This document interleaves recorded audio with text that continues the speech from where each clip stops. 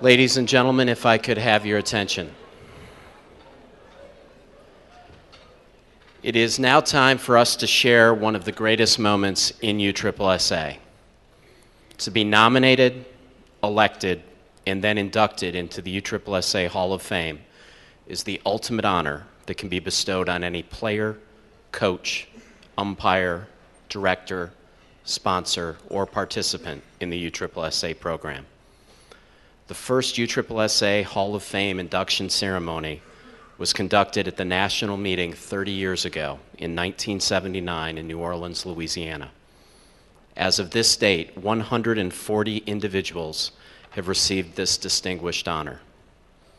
This truly outstanding achievement is a lifetime dream that is obtained by a very select few. Tonight, several of our Hall of Fame members are with us, and I would like to recognize them at this time. I would ask that the members of the Hall of Fame stand when you are introduced, and I'd request that you all hold your applause until I've introduced everyone. Ladies and gentlemen, the following Hall of Famers are here with us tonight.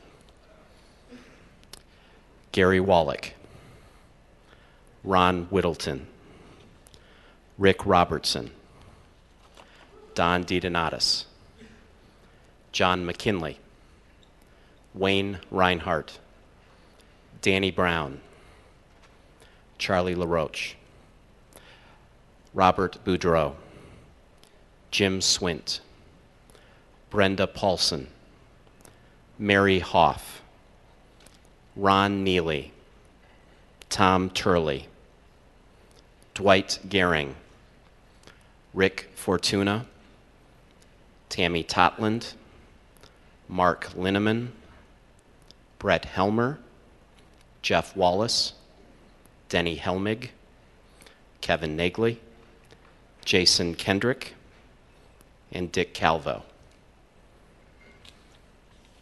Please join me in recognizing each of them.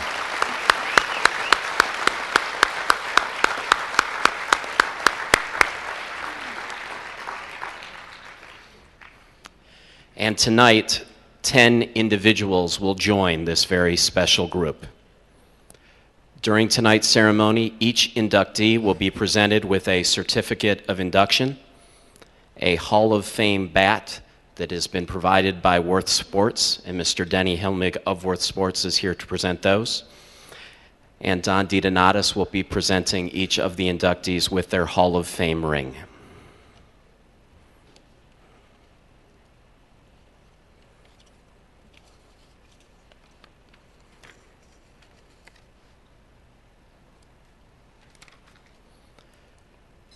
Our first inductee tonight is in the special category and is special in many ways. From Lexington, South Carolina, tonight's first inductee is Mr. Jay Crishone.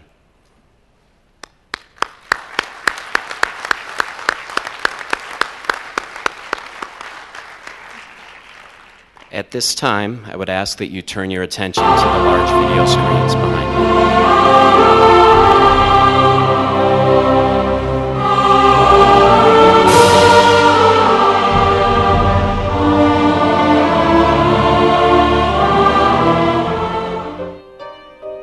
County are mourning the loss of a very important community member tonight.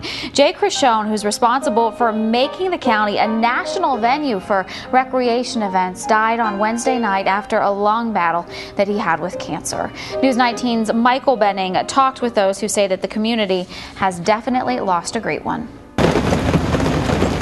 The fields and parks around Lexington County are appropriately quiet. It's a silent reflection many are doing after the passing of the man who made this all possible. The quality of life in Lexington has increased to the better substantially because of Jay. The 61-year-old started working for the Lexington County Recreation and Aging Commission more than 30 years ago, and in that time literally transformed the county. Because of Jay, his vision, his hard work, his diligence, his sporting events and sporting facilities have grown probably tenfold. Crishone's vision helped build new recreational centers, equestrian facilities, and sports complexes. Ones big enough not to just suit locals, but to bring in national tournaments. Friend and Commission Chairman Larry Mack. He had a vision of what we had planned to do and the things that were going to enhance the county and the people of Lexington County, the merchants, the motels and the restaurants. Mack says Crishone, despite living with cancer, worked his hardest until the very end. No matter how bad Jay felt, he tried his best to keep going. And that battle ended Wednesday. Many people may not know this, but a great giant has fallen. Now these fields sit silent, a testament to his hard work, a definitive fingerprint on the county he invested in so much. Jay's going to be really missed in this county. In Lexington County, Michael Benning, News 19, WLTX.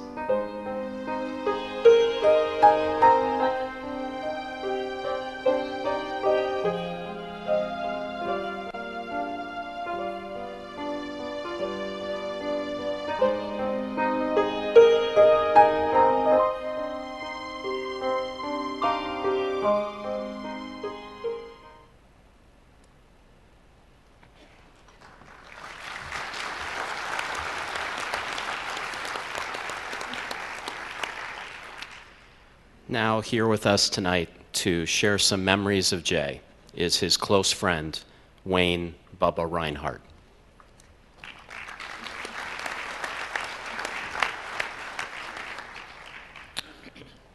Thank you.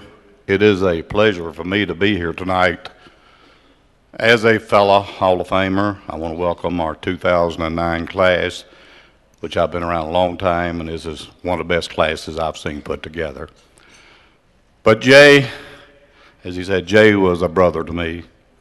He was one of the best friends I could ever have, and a very good businessman. My first meeting of Jay was back 1982. I had just been appointed state director, and quite honestly, back in those days, there was a struggle. And the only place I could have for tournaments or get involved was the smaller areas, and it was really a headache. At our state tournament that year was a team playing out of Columbia, and said, we really enjoy your brand of ball.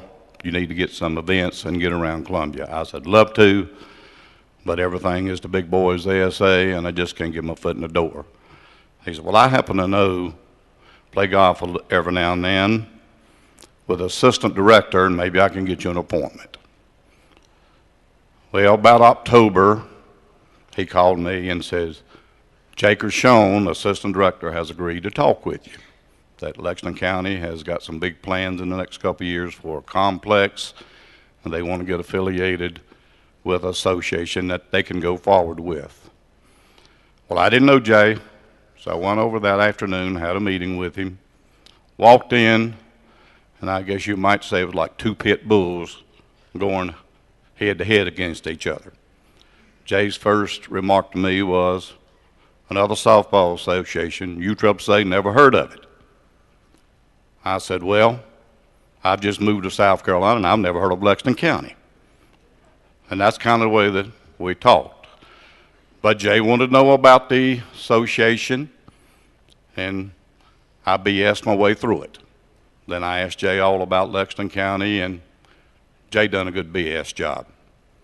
But after about 45 minutes, Jay says, I like what I hear. He said, I'm going to give you a chance. He said, starting next year, which was the 83 season, I'm going to register my teams with you, my umpires with you, and we're going to have a new complex breaking ground next year, probably be ready in 84. I said, but in the meantime, my facilities, what I have is available. At that time, we shook hands. Here it is at the end of 2009, 26 years later, that handshake was still in place. We never signed the thing. We just shook hands. And Jay respected my word. I respected his word. And over the last 26 years, just some accomplishments. The leagues have been registered with us somewhere in the neighborhood of 20,000 teams, probably in the neighborhood 5,000 umpires. Through Jay's leadership, Pretty much every tournament was bidded on and has passed through Lexington County. Some of the most successful USSSA tournaments. I remember 97, the mixed world come through with 2017. I remember 85, back then the Church A World. I'm sure Norman Bryant would say, boy, I wish I had that now. There was like 86 teams there. Back in the early days when the Masters 40 and over started, teams 80 and 90s was always passing through Lexington County. The World Series, the Women's World Series, passed through Lexington County on a couple occasions. Every girls' youth tournament back in the 90s has passed through Lexington County. Jay wanted the best, and he never hesitated on putting a good bid in to bring the best to Lexington County. And during his term, the Oak Grove Complex, which we opened at Labor Day weekend 1984 with a Southern Division tournament, had 154 teams on it. That complex in 1990 was awarded the first complex of the year by the USSSA. Jay was a proud man. Things grew so much in Lexington County over the next several years that Jay went in front of his commission and requested we need more fields. They built another field called the Pine Grove Complex, which opened in 91. 2000, it received the Complex of the Year award. In 97, Lexington County received the Distinguished Service Award. Then in 2000, the Award of Merit. So you can see, under the leadership of this man, Lexington County, a little old small area in South Carolina, has pretty much achieved everything you can achieve with the USSSA. And in the last several years, with all the new sports coming on, baseball now is coming in, and it's just as big as the slow pitch. But Jay had a vision of all of this, and he always told me we're going to be the best, not only in the Southeast, but in the whole country. And I would like to say this, because I've been around USSSA for a long time. This organization has lost a pioneer and probably the best friend it ever had. And that's why I'm saying I am so proud to have known him and had the privilege to work with him, because I would not be here tonight without Jay Krishon, a true friend, and I miss him dearly. And I know he's looking at down tonight and saying, Bubba, don't mess up. And I hope he's proud of me. Welcome, Jay. Proud to have you in, buddy.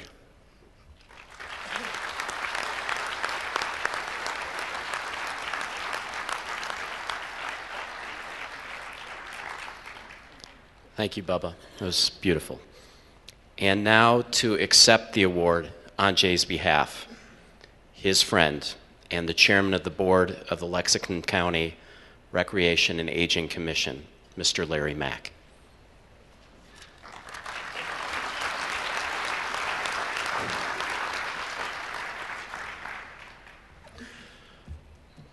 Well, he told us we had 5 minutes to speak, and I think Bubba used up 10 of mine, so I want to consider it an honor and a privilege to accept this award for Jay tonight. I want to thank the entire USSSA organization for working with us and making this possible. Jay was looking forward to coming. In fact, he and I had talked. I have served with Jay over 30 years, and 23 years of it, he was the executive director. We done a lot of things together, and we accomplished a lot of things because Jay did have the vision to see what was coming and what we needed to do to enhance Lexington County. I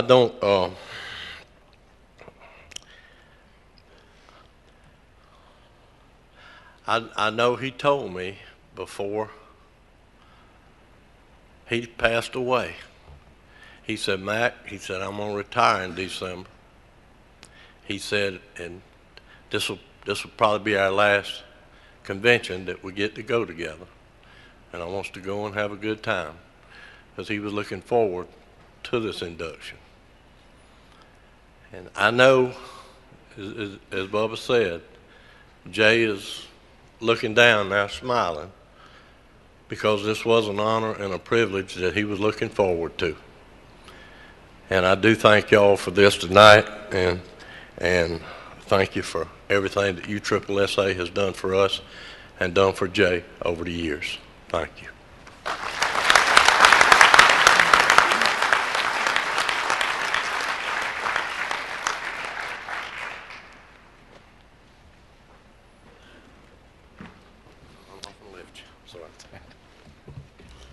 At this time, first Danny Brown, the Assistant Executive Director of USSSA, will be presenting Larry with a certificate commemorating Jay's induction into the Hall of Fame. Larry, I'll read the first one here. To whom it may concern, this certifies that Jay Crisson was upon the nomination of the National Hall of Fame Election Committee and election by the governing body of the United States Specialty Sports Association, is hereby inducted as a member of the United States Specialty Sports Hall of Fame, inducted on the 20th day of November in the year 2009. Congratulations. Thank you.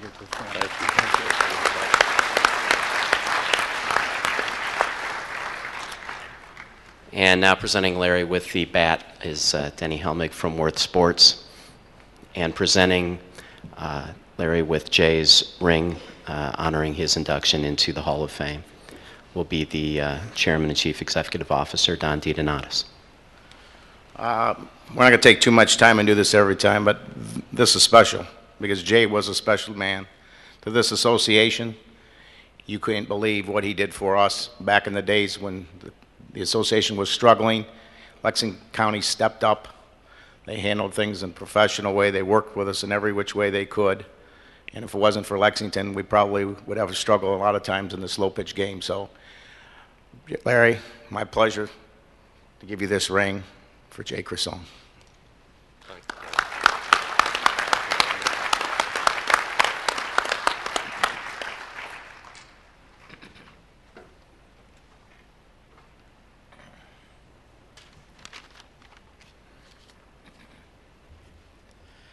Our second inductee tonight is in the director category. From Brooklyn Park, Minnesota, he is Jerry Turnberg.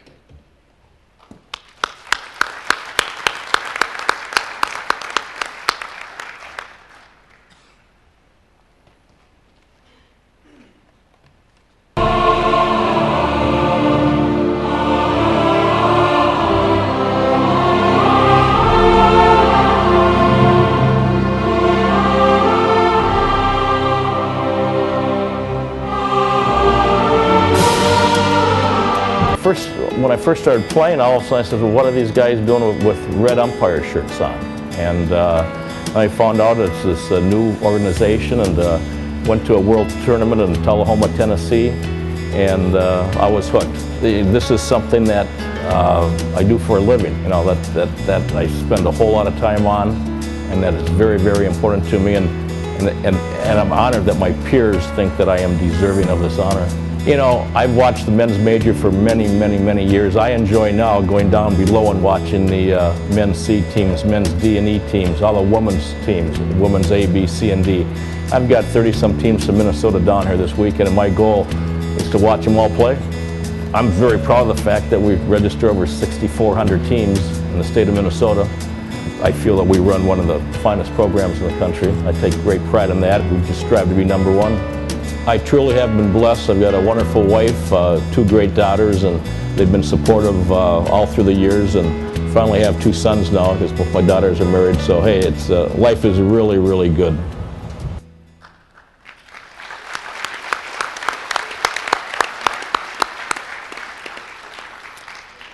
And now to tell us a little bit more about Jerry is his good friend and the Executive Vice President of Slow Pitch Operations for the Western United States for USSSA, Mr. Kevin Nagley.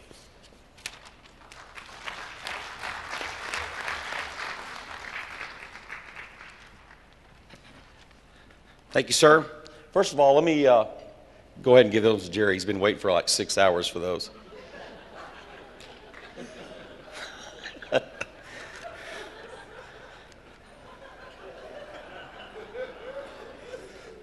First of all, I would like to congratulate the rest of the inductees tonight. Well, I want to first say that it's a great honor to present a good friend, Jerry Turnberg. I want to acknowledge that the guy who really should be standing here tonight before you presenting Jerry could not be here because of health reasons, and that's our good friend, and he's a really close friend of Jerry, and that's Warren Bellum. And I'd like to give Warren a round of applause as a Hall of Famer. I talked to Warren this afternoon, and he is watching us live on USSSA.com. And Warren wanted me to say the following for Jerry. Congratulations to my friend Gary Thurnberg on your induction into the USSSA Hall of Fame.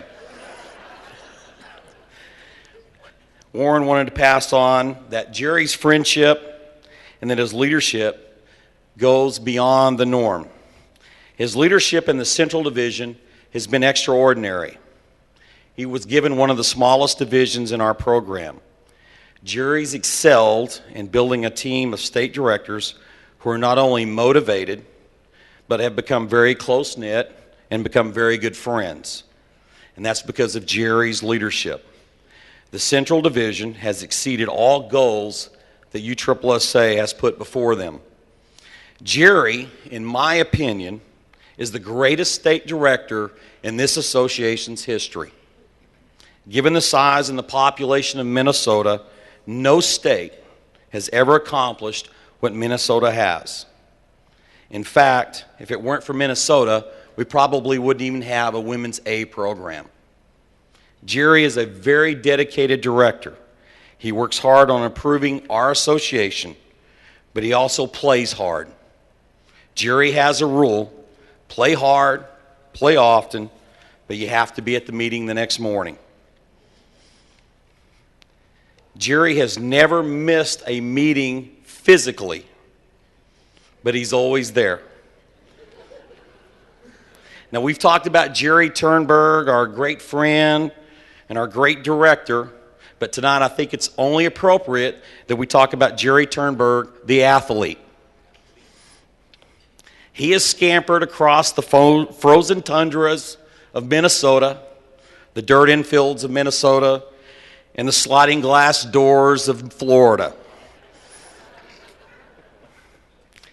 There is no guy in this association that I've ever been a part of that puts more effort and has been more dedicated to this association than Jerry Turnberg.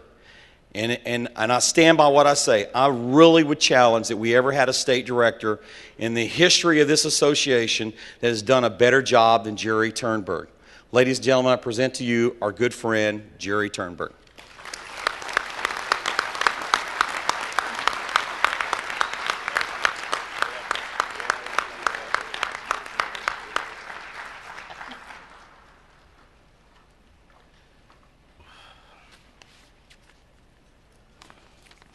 Hello and good evening. Kevin, buddy, thank you for those kind words. You are a great friend. It is with great pleasure that I congratulate all of the other inductees for their wonderful accomplishments. This is a very humbling experience, and I am greatly honored. I truly have been blessed throughout life. I come from a very close-knit family. And I am thrilled that my mom and dad could make it here this week. Thanks, Mom and Dad. You're the best. And I love you.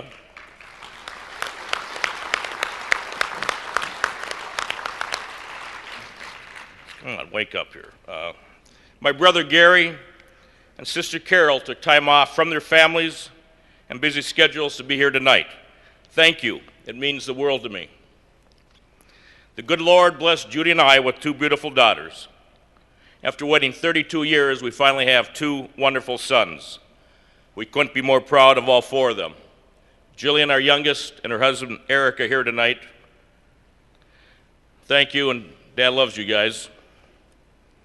Nicole, Mark, our little Gianna, and baby Turner, who's going to enter this world in mid-January, would love to be here tonight, but it was impossible for them to make it.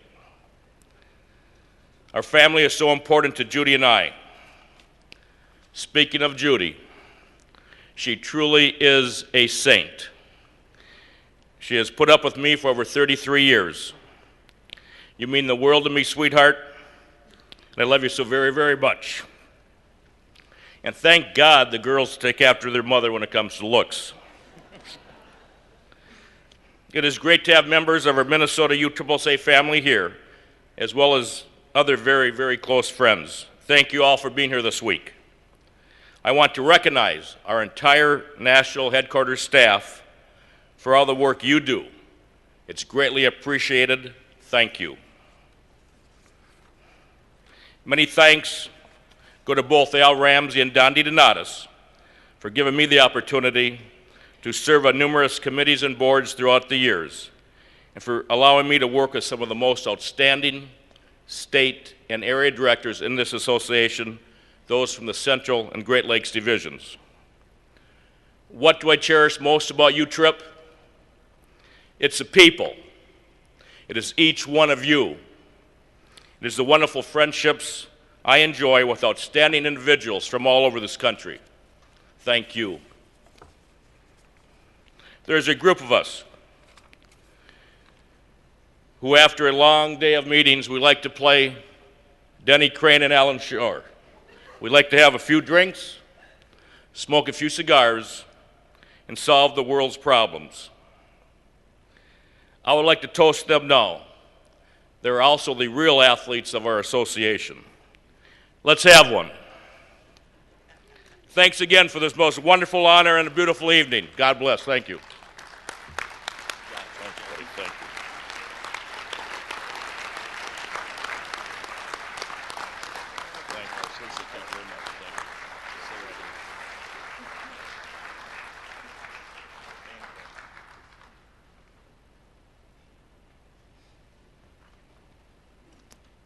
Jerry, it's a pleasure for me to present you with your certificate for going into the Hall of Fame. I'm one of those that enjoys that Denny Crane moment on the deck, and you've been a great person for USSSA and a very dear friend. Thank you, Jim. Thank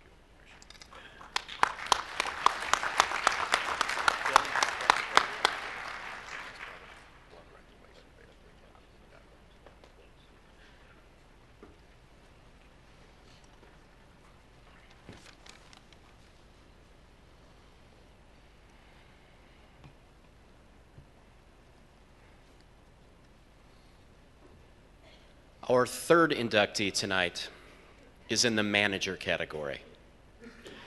Primarily from Brighton, Michigan, now living in Orlando, Florida, he is Mr. John Rector.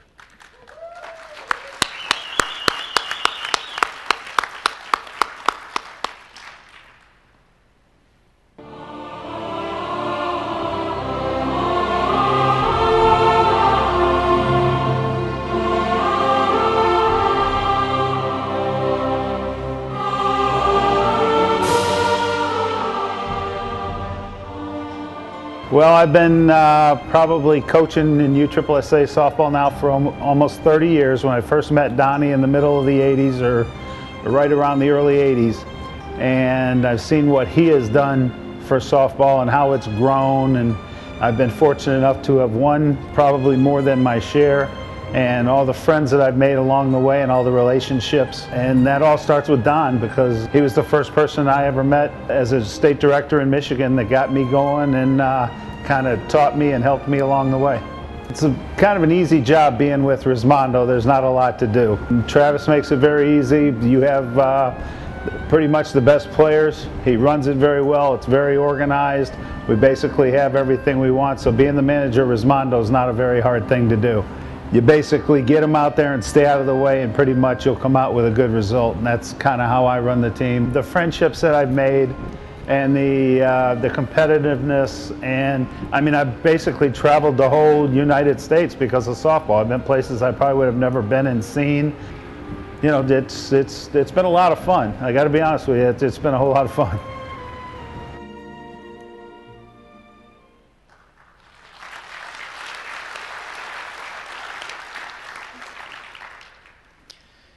And now to share a few thoughts about John with us, his good friend, the Chairman and CEO of USSSA, Mr. Don DiDonatis. Thank you.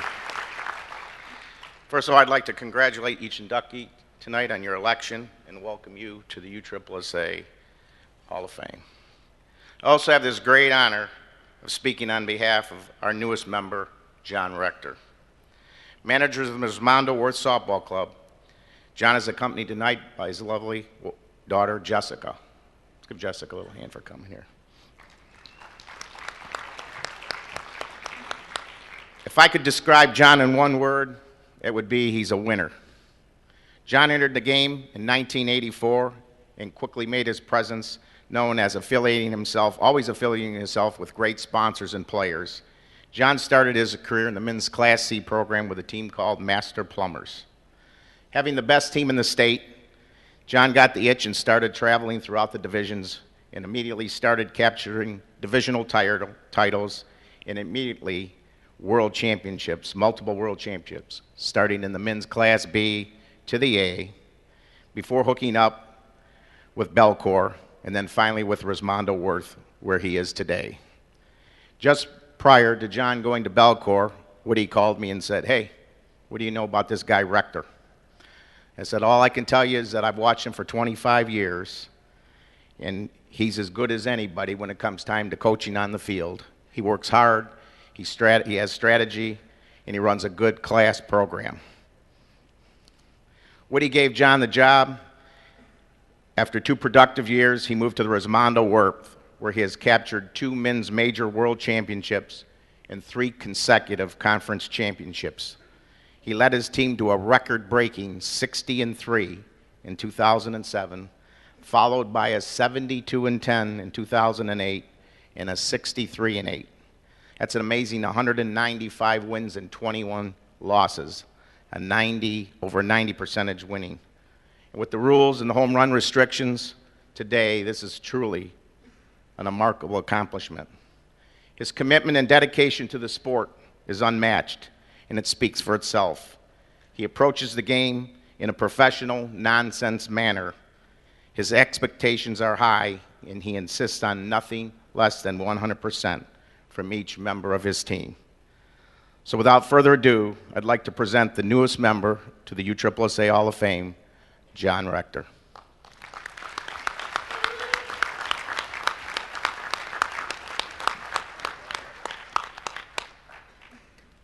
That sounded pretty good. When you coach or manage a team, a lot of times you give players advice and help them along the way. They don't listen, but you do it anyway. Tonight, I want all of you to be my players. I want to give you a piece of advice. The advice is, if any of you have to go to the bathroom, now's a real good time. Okay? The first people I have to thank is the DiDonatis family. Like Don said, I met him 30 years ago, and without Don, I probably wouldn't have been in this game this long, and I probably could have done something productive with my life. But instead, I decided to stay in this game, and I'm thankful for it. And Sandy, for all the things you've done for me, when in the first years when Donnie came on, putting me up on couches, making breakfast and everything, thank you very much. And Don, like I said, I couldn't have done any of this without you. Next to the players, it's way too many to name, because I've had all of them. I've had the best ones, had some that weren't the best. But everything I ever accomplished in this game was because of them. I never got a hit. I never threw anybody out. All I did was get them to the park on time, and they took care of the rest for me. Like I said, I've had some of the best. Todd Martin might be the best player I ever had. I said I had some that weren't the best, and now I got Greg Cannell. So, but it takes all kinds of players to have a team, and to all of you that played for me and got me to this point, thank you very much. To the sponsors, very fortunate. I've only really had 4 sponsors in my life, from Steve Fink with Master Plumber 30 years ago to Rick Cassidy with Mountaintop, Woody and Bill Taylor with Bell, and now Candace and Travis Rismondo with Rismondo. We all know that without you guys, none of us are here, none of us play, nothing happens. So thanks for everything you guys have done. To my daughter Jess, for all the missed birthdays and all the support you've given me. All the missed family functions. I really miss a lot of those, but thanks for everything you've done standing behind me, Jess, and I love you. In ending, I just want to say this is really special. This is really wonderful. It's a beautiful place.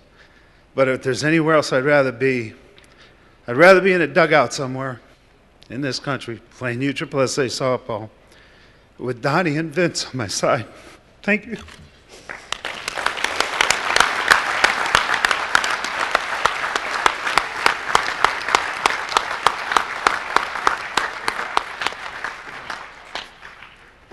John, it's nice that this game can bring us together, make us friends, make new friends, and it's been congratulations. All right, thank you.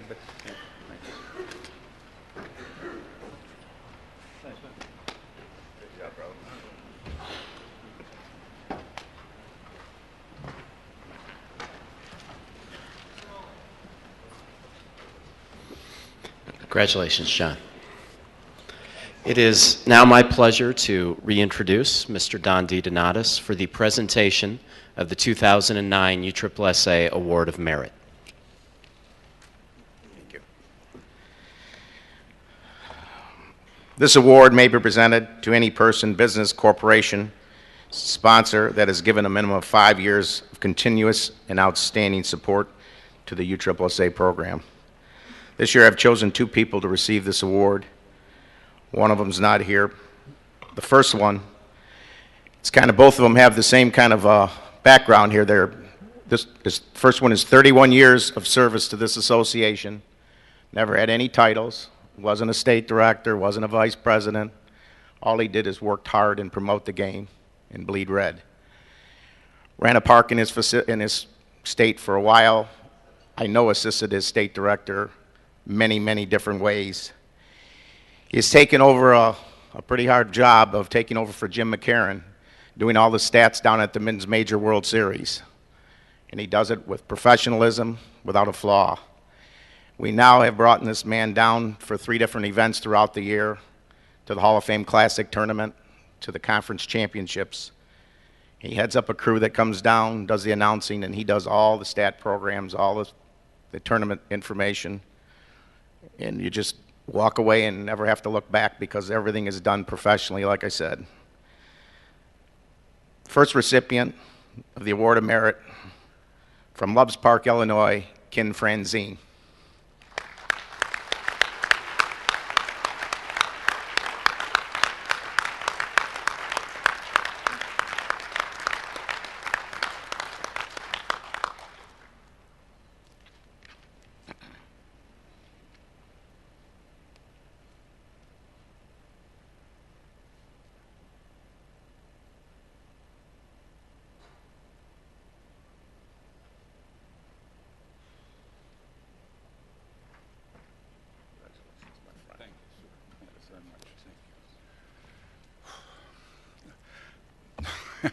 I just want to thank you very much. As I tell Donnie every time I come down here, anything he wants me to do, I do it because I love being around you people and I love being around this game. I enjoy it. And I want to thank you very much for this award. Thank you.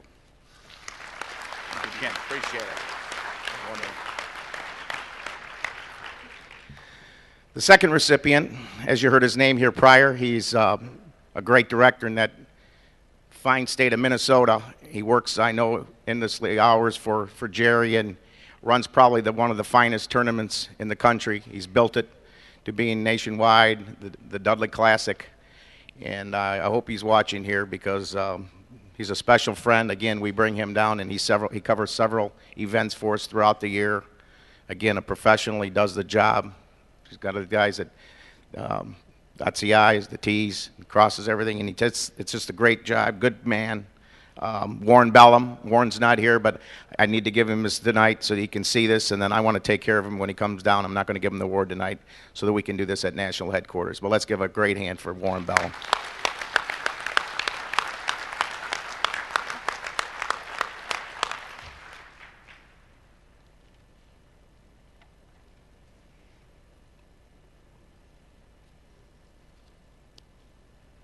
Our fourth inductee tonight is in the male player category.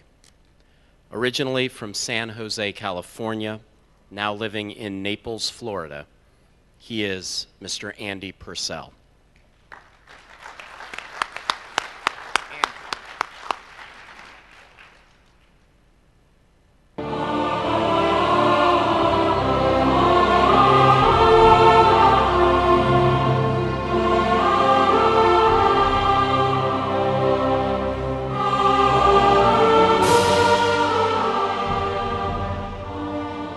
Just everything about sports is basically what I love. I mean, just the camaraderie, the competition, the feelings of winning.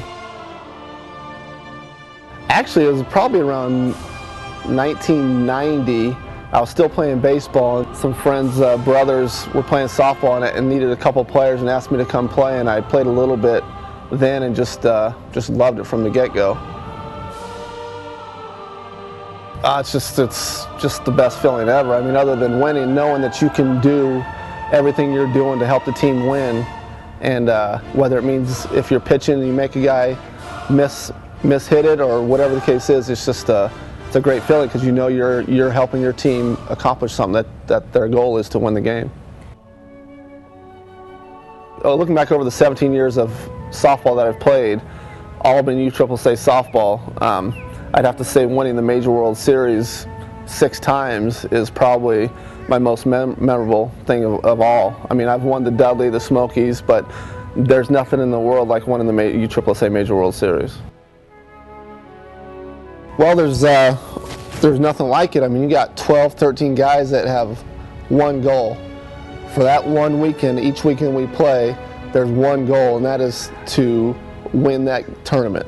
No matter what, everybody sacrifices throughout the week, that weekend.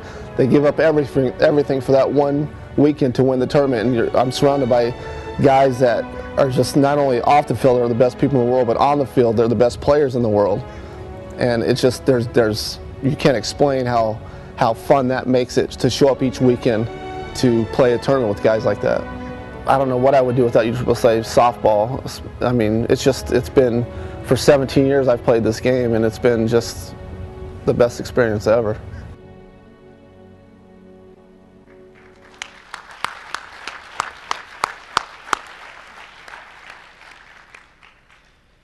And now here to share a few words with us about Andy is his good friend, his teammate, his fellow World Series MVP, and now his fellow Hall of Famer, Mr. Jeff Wallace.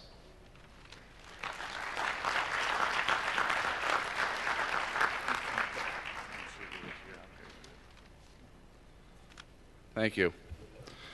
I guess before I get started telling you all what a wonderful person Andy is, I thought twice and figured I should probably apologize to every umpire in this room on Andy's behalf. And all the umpires that were lucky enough to probably ump one of his games with Andy pitching. As all of you know, you will never be right. All joking aside, thank you for attending it tonight.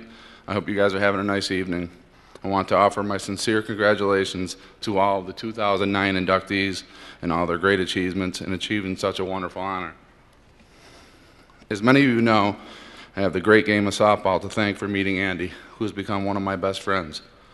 He is not only my best friend, but one of the best teammates you could ever have the honor of being on a friend with. I could go on, just as all of us could, on Andy's great achievements. However, we'd be here for a while. So I thought I'd point out a few that stand out most to me. Andy is the first player achieving this year in the USSSA history to win the MVP award twice at a World Series, or once if you listen to Junior. He is one of only 4 players to ever win the Grand Slam title, which is winning all 4 World Series events in one year, and he's actually succeeded in doing this twice. He's been twice Player of the Year, 17 World Championships, 25-time All-World selection, 7-time Gold Glove winner. This is only to mention a few of all of his many accomplishments, as I can't think of a more deserving player on this right now. Thank you, Don, the USSSA Board of Directors, and the entire USSSA staff for acknowledging him. Andy is by far the most competitive person I've ever encountered in my life. Junior's a close second, maybe 1 and 1A, I would say. I could tell you a few stories, but we would be here for a while with some of them, and there'd be a lot of bleeping going on, so we'll probably pass by on those. For any of you that don't know Andy personally, he loves to joke around, laugh, have fun. He is truly a kid at heart, as about everyone on our team is. As you can tell, there's much more to Andy than what his person and his name is in softball. He takes his role as a husband, a father, and a friend even more passionately than he does each time he steps onto the softball field. That is what is most important to him, not the game.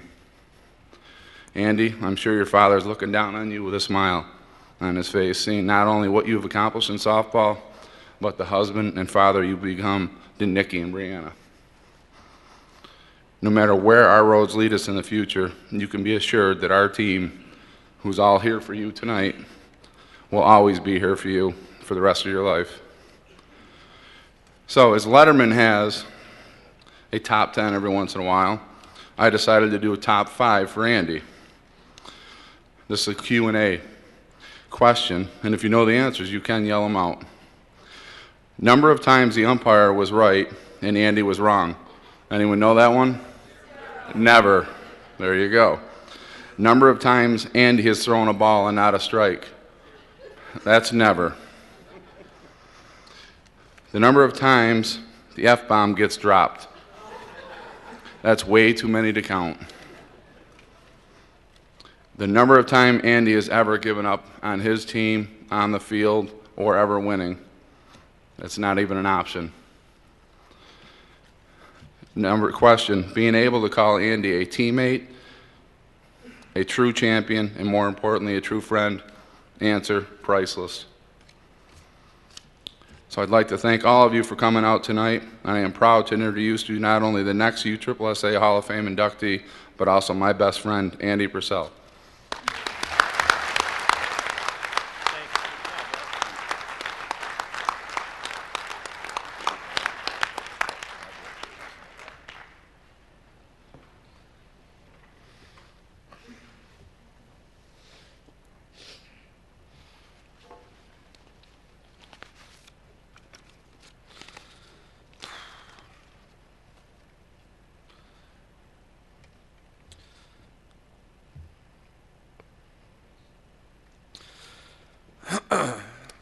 Speaking is not one of my specialties. First of all, I'd like to congratulate all the other inductees tonight. I'm honored to be up here with all of you. Well, if you came here tonight wondering if you're going to see a grown man cry, here I am. For all you gamblers, it's the lock of the decade.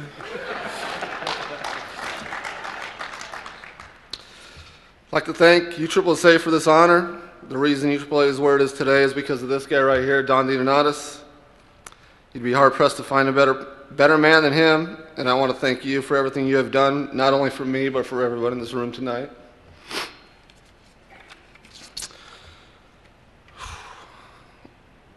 I want to thank my wife and my daughter.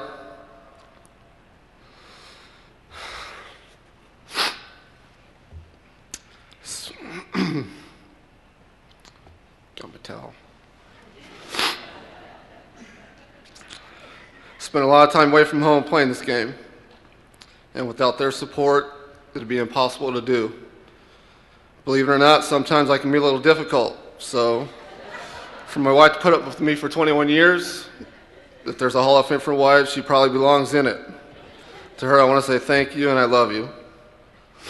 As far as my daughter,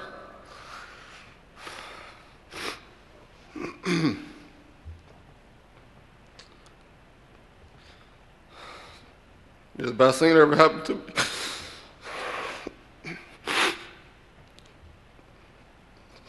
Thank you for being the best daughter a father could have. I played this game for 17 years. I have to say I've had some of the best times of my life, and also I've met some of the best people in the world while playing it. Someone asked me one time, what would I like to be remembered for? Honestly, it's not the wins, the losses, the statistics. I basically want them to say on the field he's one of the most competitive, fierce competitors they've ever seen play.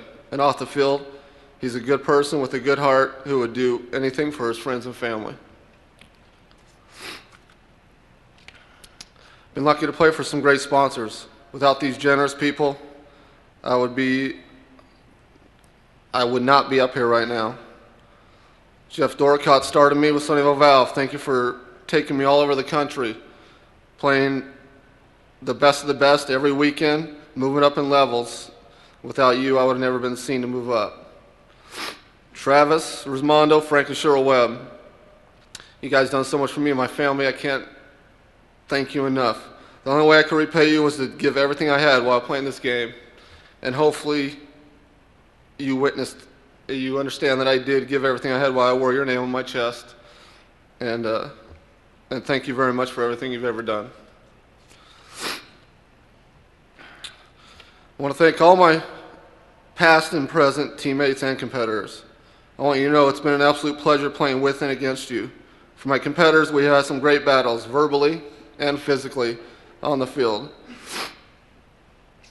I'm proud to say that when the game is over, we're just as good of friends, if not better, after it's all said and done. What happens on the field is on the field, off the field. We're all friends, and nobody can ever take that away from us. I'm up here for one reason tonight, and that is obviously because of the people I've played with. I'm just a guy who throws the ball underhand, tries to get the hitters to hit the ball every once in a while. Without my teammates making all the great plays they make, I'd be nowhere near this podium. I've been fortunate to play with some of the best players to ever play this game. Some Hall of Famers, some future Hall of Famers. And again, I can't thank you enough because you are the major reason that I'm up here receiving this tonight. You guys are more than teammates to me.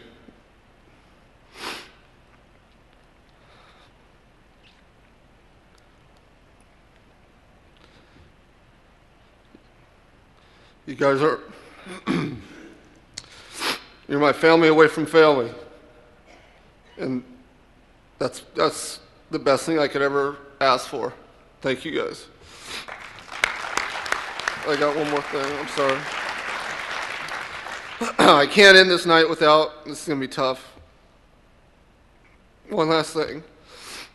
6 years ago, while playing this game, the worst day of my life happened. Not only my best friend, but my dad passed. If he was here today, trust me, you all would know him, because he'd be pretty annoying telling you how good I was.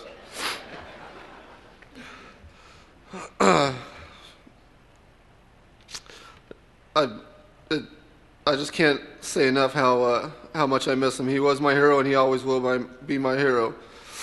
The night that happened, I was away and my wife called, and she didn't call me, she called my teammates. She knew I couldn't handle it if I was by myself. About 4 or 5 of them came to my room, and they let me know what happened. If it wasn't for them, I don't know how I could have got through that day. At that moment, getting me packed, taking me to the airport, and putting me on a plane was all that mattered to them. We weren't just teammates at that time. We were family. That's a perfect example of what this game is about. It's not about the wins. It's not about the losses. It's about the opportunity that gives us to make lifelong relationships with people you never would have met in your life if it wasn't for this great game. And I can't be thankful enough for the game of softball for introducing me to all these guys. You guys are the best guys in the entire world. Thank you for being my friend, my teammates, and my competitors. Thank you.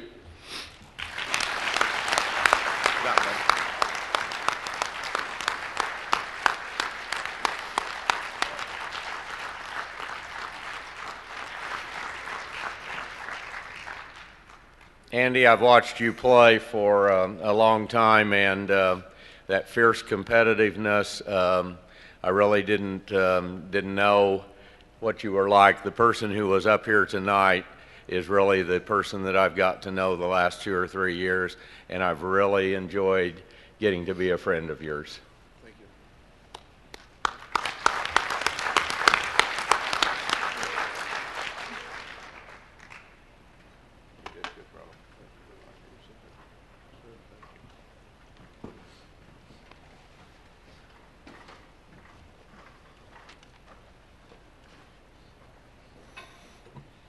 Congratulations, Andy. Our fifth inductee tonight is in the female player category. From Mentor, Ohio, she is Michelle Mimi Vensel Thompson.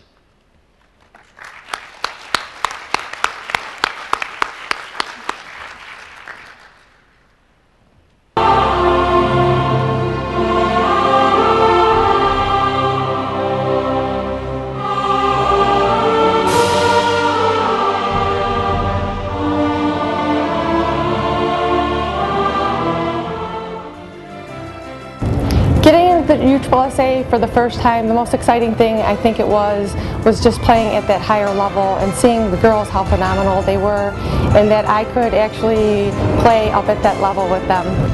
Well, I started softball traveling when I was 13 with a U team when they were called the Flames, and it was girls from all over the city that I lived in, and we traveled all over the United States. And just seeing the United States and going around with my friends and playing softball, it was awesome, and I got hooked, and I wanted to do that every summer. It's really exciting to see how the softball world for women has really developed throughout the years. When I first started, we would just go, to tournaments around the city, and then eventually we were going out of state. And then once I got to the women's ball, it was like we were flying out, and you were meeting people from all over the United States, and they were all on my team. And then eventually, now you can actually watch it on TV. So I think that it's really exciting to see how the women's softball program has grown from where I started until it is right now. What it means for me to be inducted into the USSSA Hall of Fame, it's an amazing honor.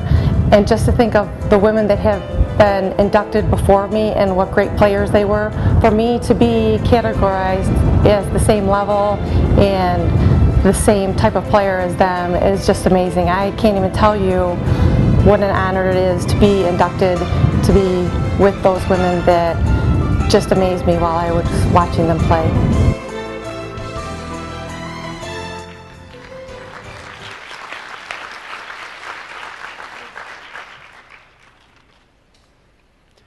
Now to tell us a little bit more about Mimi is her former coach, Mr. Chuck Drewitz.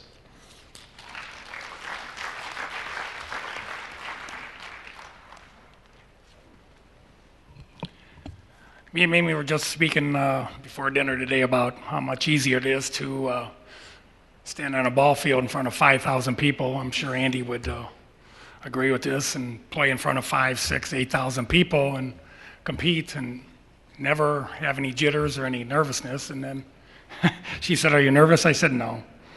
So third time up here, I think hopefully this year it'll go a little better, but it's so much easier playing in front of a bunch of people, 5,000, 6,000, 7,000, no doubt about that. Anyways, Mimi's career, I'll give you a little scenario about it. Where did it start? Obviously, you can see it started in youth ball. She played about 8 seasons in youth ball. Moved on from there and played on a Class B team after that. She had one of them years, breakout years as you would call it, and then the decision was, where do I go from here? Well, that followed in the off season, a little phone call from up in Michigan. Mr. Al Campbell called her and asked her, how would you like to come play for a team that was being put together with a sponsor out of Texas called Lady Blue? Well, it didn't take Mimi very long to think about that, and her answer was yes. Well, the first time I got a chance to see her was up in Canton, Michigan. We were playing 4 exhibition games, and me and Steve Leisure were, sort of observing her, and it was easy to see that she possessed great fundamentals that she learned in youth ball and obviously on the Class B team, and that her skill level was quite high, especially for a 19-year-old. As the season began, the next question was, how would she handle batting leadoff and playing left field? Two spots that the Hall of Famer Lynn Putnam handled the year before and many years before that, before she retired in the off season. Well, the answer was just fine. You're probably wondering how a 19-year-old could be just fine playing, with these great athletes, with a lot of people that have played a lot of years. Well, I answered that by mentioning three names. And they were Jackie Huggins, Sue Cozio, and Allison Cole.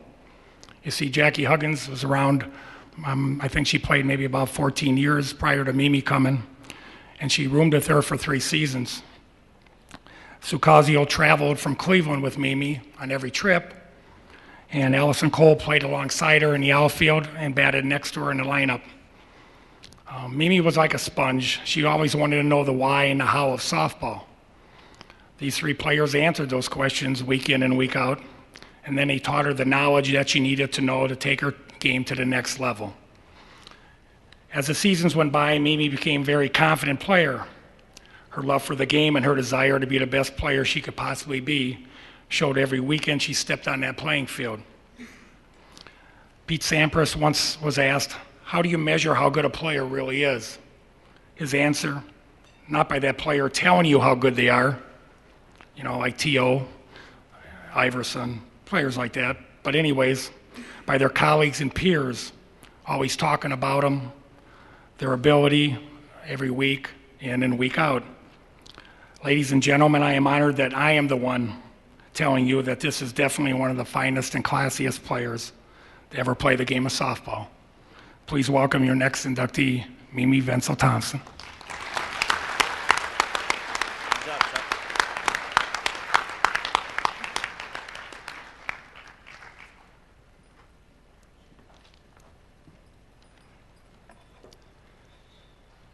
Thanks, Chuck.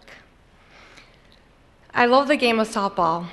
I love the competition, the practices, the games, the winning. But most of all, the reason I love softball is all the friends I've made throughout the years.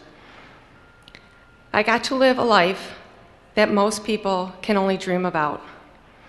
There are many people that I need to thank for providing me with 18 years of great softball. First, I would like to thank the USSSA and Don for running such a great organization. What a wonderful opportunity you give athletes. Thanks to all my coaches. Lloyd and Barbara Thompson, the Flames family, was the best. Al Campbell, who gave me the chance to play at the top level. Chuck Druitz, who always believed in me. If it wasn't for Chuck, after my first World Series, I probably would have not been back. Steve Leisure, who taught me the real life lessons. He always told me I lived in a house with a white picket fence. Steve, I just have to tell you, I still do. Tom Burton, for all your countless hours of scouting. Ronnie Bennett, for always providing humor to life. Thank you to all my backers, Florence Rome, Ed Waite, Ronnie Bennett, and Don Kinder. I would have never been able to travel the United States without you. Thank you to all my teammates. Without you guys, I could have never accomplished what I did. You guys are the reason I'm standing here right now. AC, Kaz, Mo, and Mary Hoff, you made those weekends of softball a blast. I would like to thank my parents, Dennis and Cindy Wenzel, for letting me be a part of the softball world and start traveling the country at the age of 13. You always let me follow my dreams. Thank you for always being there and supporting everything I did. My sister Laura, thank you for never complaining that Mom and Dad went to all my games.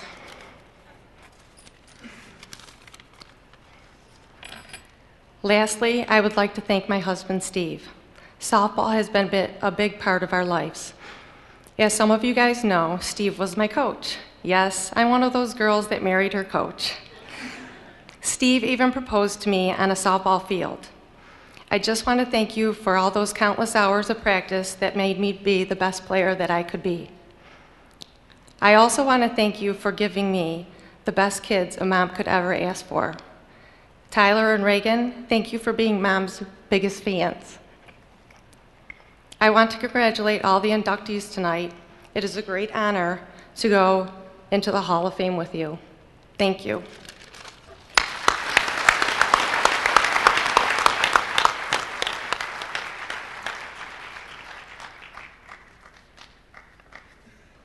Mimi, you have now joined the greatest softball team of all time. Congratulations. Thank you.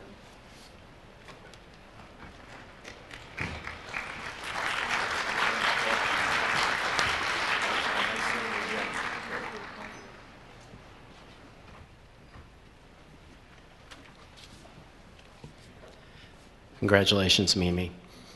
As she heads back to her seat, I just have to share a quick personal moment because it's too coincidental.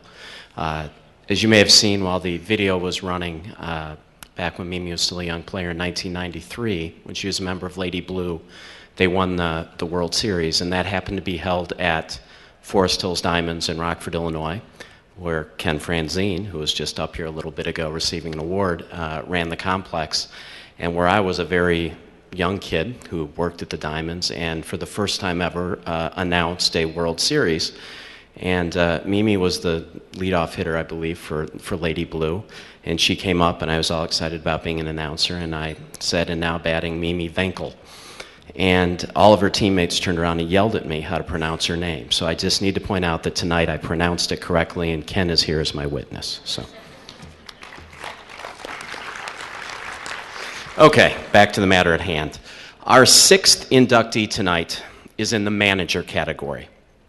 From Smyrna, Georgia, he is Mr. Jeff Miller.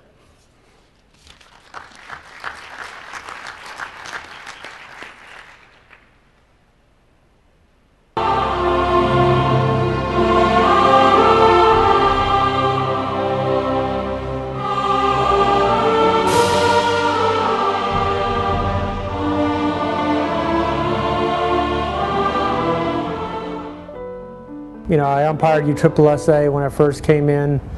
Then I got into directing while we were playing, and then the managing and the sponsorship and traveling across the country playing for USSSA. So it was a lot of fun. Well, I think lots of times, you always remember the wins, but I think it was, more the camaraderie and the, seeing other teams. Well, we won the USSSA Mixed World Series down in Euless, Texas. It's probably one of those stick out the most because I've been playing USSSA for quite a few years at that point and playing NITs 6 or 7 times a year, but we finally got the Mixed World Series in place. To me, that's probably the one that'll stand out the most. I think what's most special about it to me is it's more of a symbol of what our team accomplished, not what I accomplished, and the fact that a team from Georgia got recognized for what we did on the field. We kind of clicked. We were kind of like a family. I mean, everybody understood that we needed to be ready to, play when we hit the field on Saturday morning. And, we won more than we lost, so I guess we did a pretty good job of that.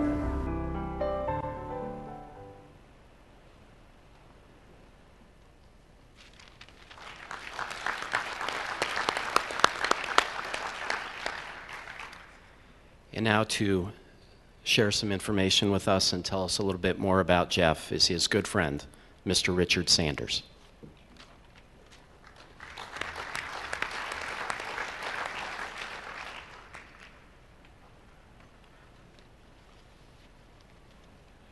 Thank you so much. Congratulations to all the Hall of Fame members in this class. This is a very impressive class. It's with great honor that I talk to you about my best friend, Jeff Miller, and often we are confused for each other, so I had to go on a diet to get a little bit of difference. But I met Jeff in 1985 at the Softball Country Club in Atlanta, Georgia. And to me, in the 30 years I've been in this game, this is one of the greatest softball stories I think that can be told. At the country club, I was overseeing 500 league teams a week, 100 teams on the weekends. And Jeff had a company team.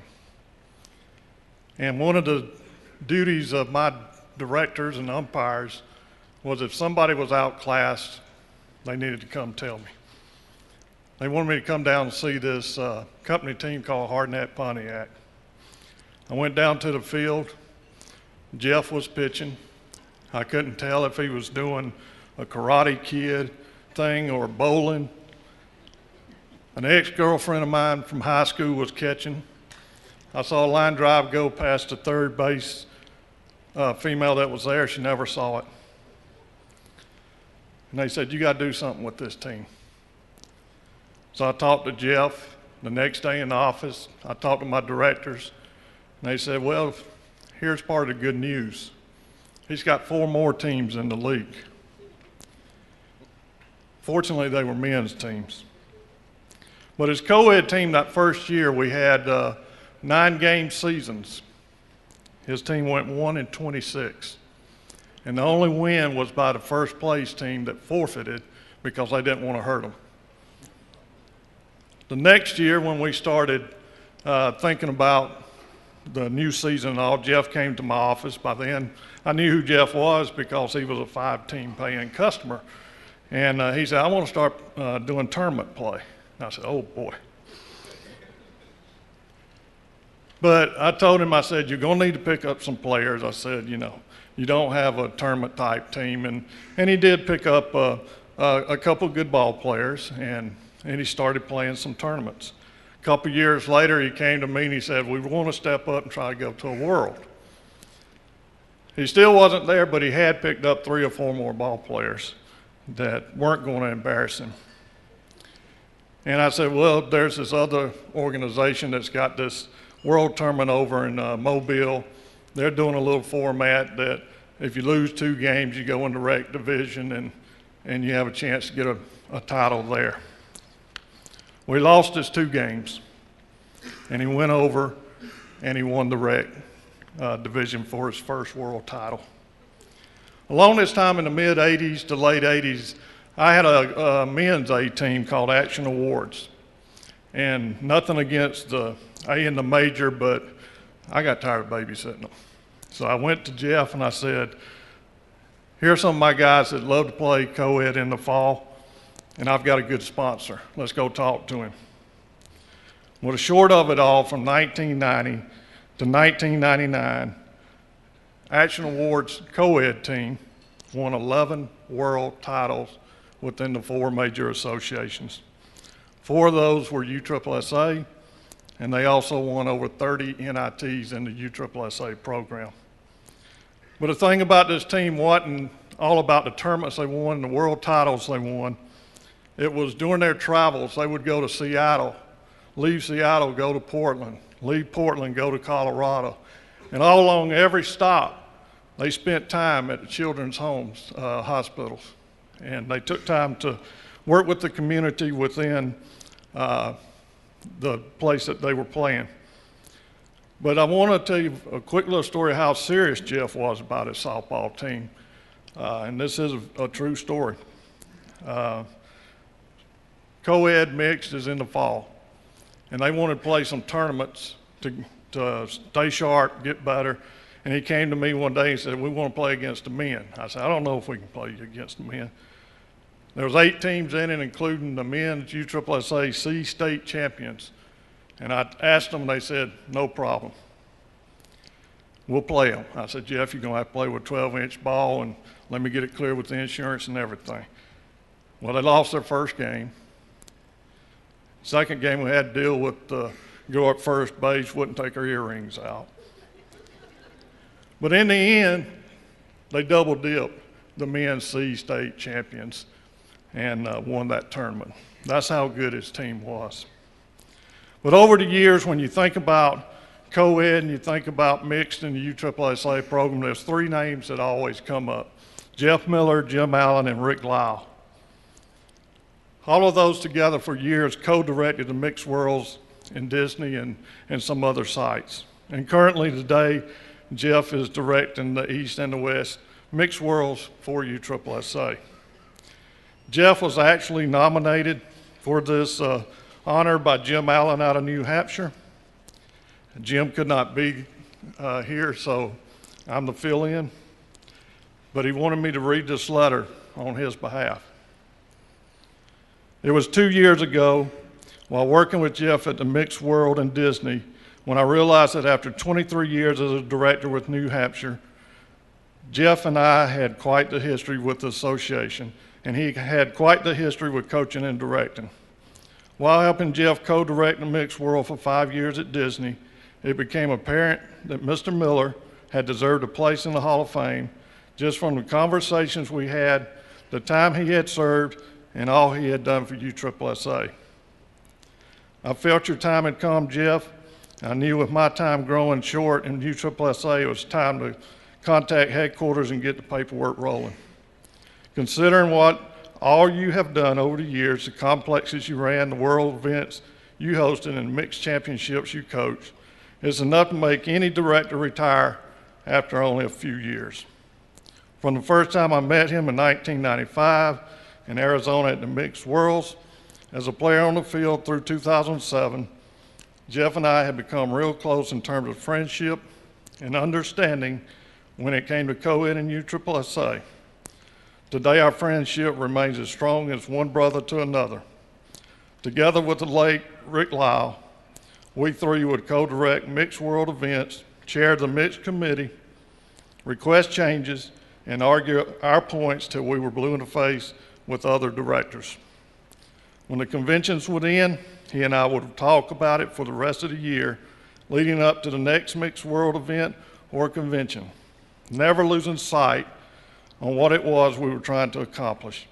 It was truly a passion of ours and continues to be so today. When I was elected into the New England Hall of Fame in 2007, other than the committee notifying me of my induction, Jeff, you were the first person to call, the first person to book an airline flight, and even outpaced my mom and dad with reservations at the hotel. However, on that night, you were not the last person to leave the bar. So once I have an up on you, my friend, trust me, folks, that one task alone was a challenge after all the years. So on that note, I raise my glass and a toast on your induction. You have truly earned this moment, and forever will look back on this night just as I did in 2007. It is reserved for achievements and dedication for which you have served well. It was the finest honor a USSSA brother can bestow on another. Congratulations, and as Spock would say to Kirk on the USS Enterprise, you have and shall ever, forever will be my friend. Congratulations, Jimmy Allen, New Hampshire.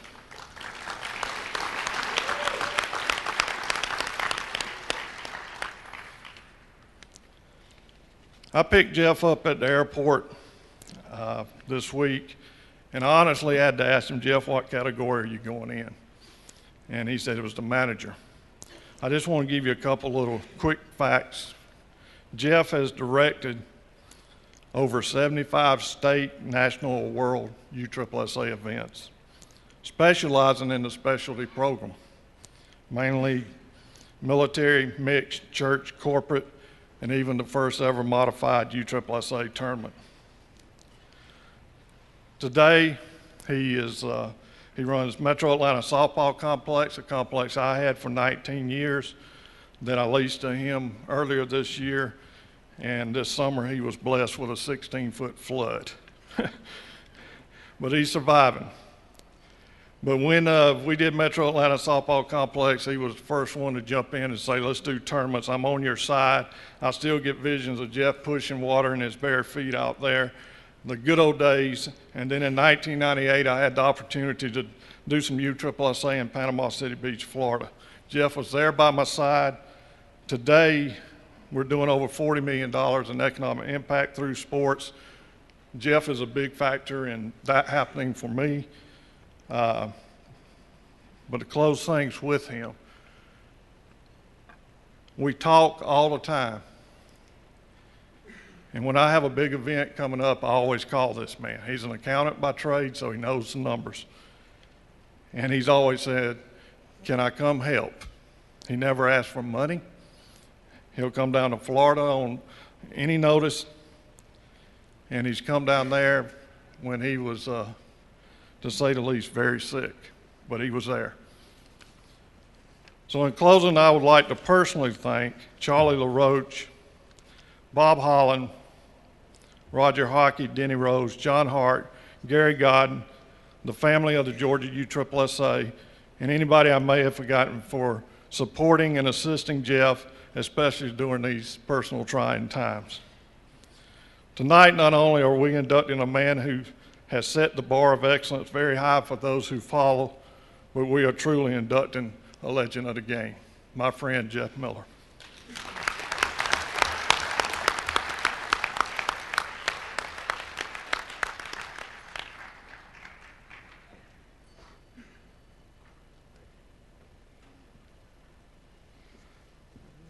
Okay, not quite where to start after that one, but I'll make it quick because I know Richard went past his 5 minutes, but he always could run a little bit over. So, but to me, no, I'd like to thank Don DiDonatis and USSSA for a tremendous honor. I'd like to thank USSSA for the NIT program they had in place because it made it possible for me to be here tonight. If we hadn't been able to travel the country and play ball.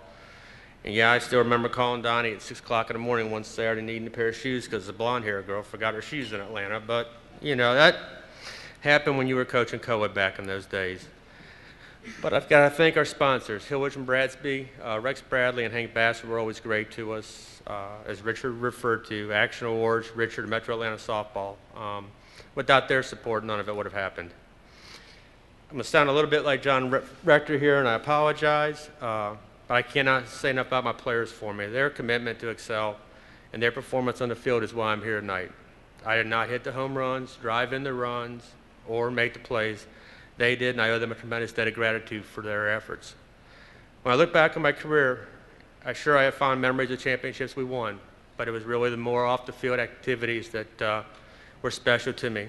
The youth clinics, the village and children's hospitals, playing the exhibitions, doing whatever we could for USSSA, we were always, more than happy to. Over the past several years, I've witnessed many players going in, some who competed against me and some who played for me, and I'm honored to join them tonight, and I want to congratulate all the inductees that are going in tonight. It's an honor to go in with you.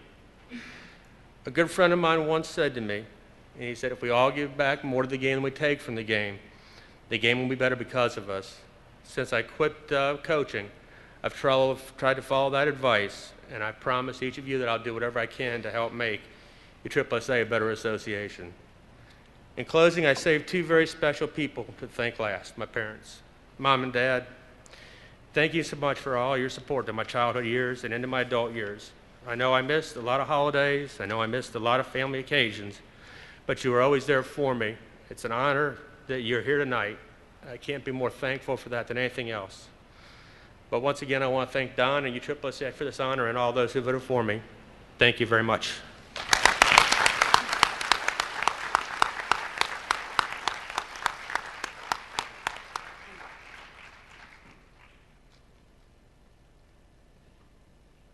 Jeff, I think no one has done more for the USSSA program in the mixed division than you have. It's an honor for me to give you your certificate.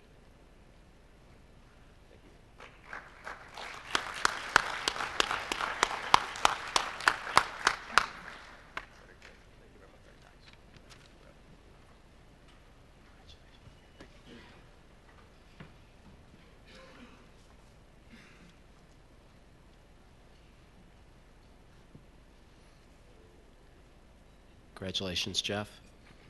And it's now my pleasure to reintroduce Mr. Don DiDonatis for the presentation of the 2009 USSSA Distinguished Service Award. Thanks, Jeff. This gentleman was instrumental and part of the team that founded baseball in 1997. He worked as a state director and helped get the program off the ground for the next 5 years. Then, along with his son, who also played USSSA baseball, they started a sports photography company. And for the past 8 years, has worked together covering numerous USSSA events. In fact, did the job so well, they were brought down by Disney's Wild World of Sports to cover their events. He's donated many photos for the USSSA that you see in our magazines and through our Hall of Fame museums. This gentleman was a great part of the baseball program. Met him originally the first time when they talked about this vision. And he went out and preached it, and then went ahead and started a company with his son, which they're doing very well and are still part of the USSSA family. The winner of the Distinguished Service Award for 2009, it's a privilege, Don Smith.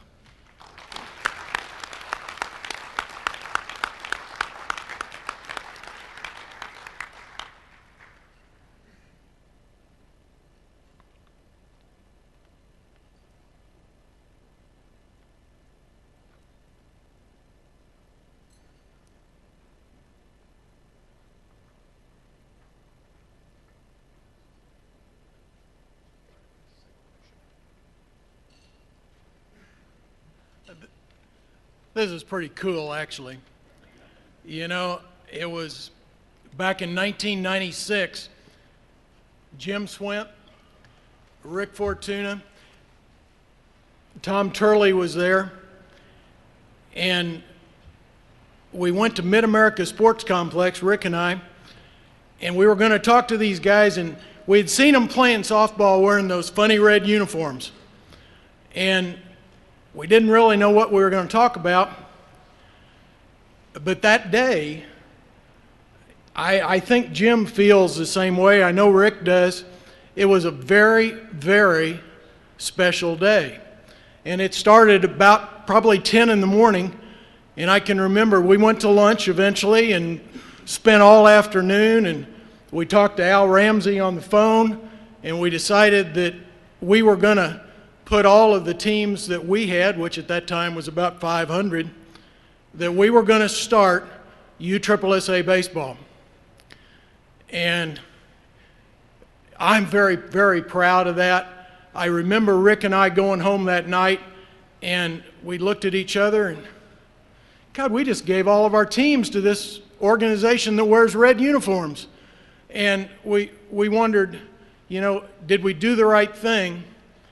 And I know that Rick and I both looked at each other, and you know, this was pretty special, and we felt it that day more than, because, hey, you guys had everything we wanted, the classes of play and everything that we needed to be able to make a strong baseball organization. I'm not going to take any more of your time.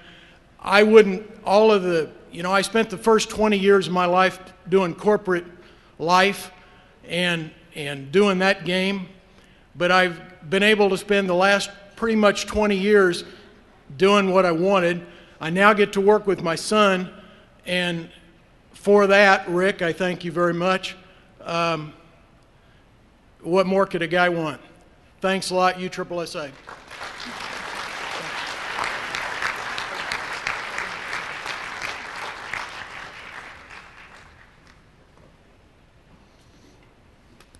Congratulations. Also, for those of you who weren't with us yesterday, Mr. Larry Bruchette from Mizuno was also presented with a Distinguished Service Award. He couldn't be here with us tonight, so he was presented with his award yesterday, but we congratulate Larry as well.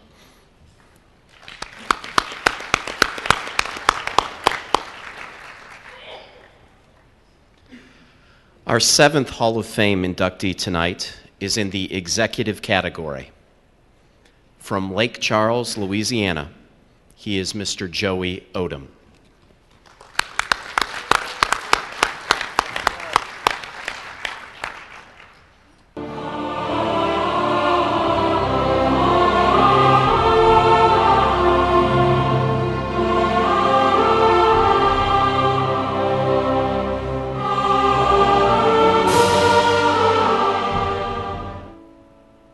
Well, ever since I can remember back to when I was 5 years old, my first recollection being at a ballpark was actually in a very country ballpark, watching my dad play ball, catching tadpoles in a mud hole in the parking lot. I actually put on my first adult softball tournament when I was 16 years old. I moved to Monroe, Louisiana, and they actually had no slow pitch there. USSSA did not have a presence, so I called around and finally found a person named Robert Boudreaux, and he gave me the authority to run the first ever slow pitch tournament in the Monroe, Louisiana area, the Ouachita River Classic. And from there, it's just been a whirlwind. That was 28 years ago. So the journey has been great. I love what I do, and USSSA is a great organization, and I've seen it grow from a slow pitch softball organization to the largest and best multi-sport association in the world. To be inducted into the USSSA Hall of Fame is very humbling. You know, I've never looked at myself as one of those guys that sat up there on that Friday night event. Getting recognized for something you love to do is very humbling, because I don't do it for the recognition. I don't do it to be in the Hall of Fame.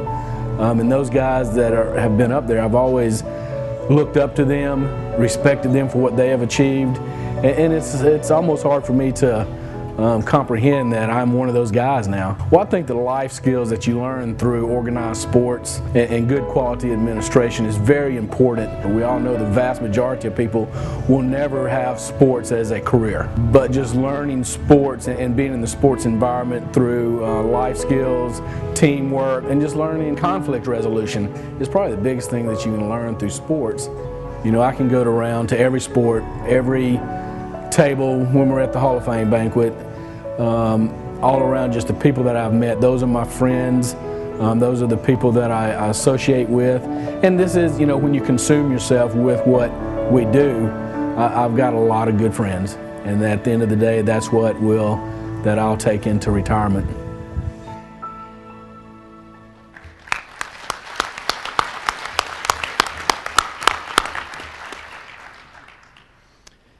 And now to further introduce us to Joey, his friend, and the Executive Vice President of Baseball Operations for USSSA, Mr. Rick Fortuna.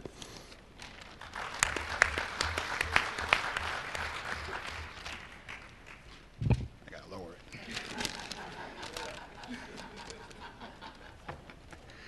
Well, first of all, I'd like to congratulate all of the Hall of Fame inductees tonight. It's a great honor. I'd like to special welcome to Joey's family who made the trip from Louisiana, his lovely wife Lydia, his two sons Daniel and Blake, his mother's here, and his two sisters. So welcome. I'm glad you guys made the trip. Joey, like everyone here sitting at this table and all his previous inductees to the Hall of Fame, has numerous accomplishments and achievements and accolades. He's known around the country for, you know, being a sports professional. But I don't believe that he's standing on the doorsteps to the Hall of Fame tonight because of those accomplishments. I think he's here because of the kind of person he is and that the man that he is.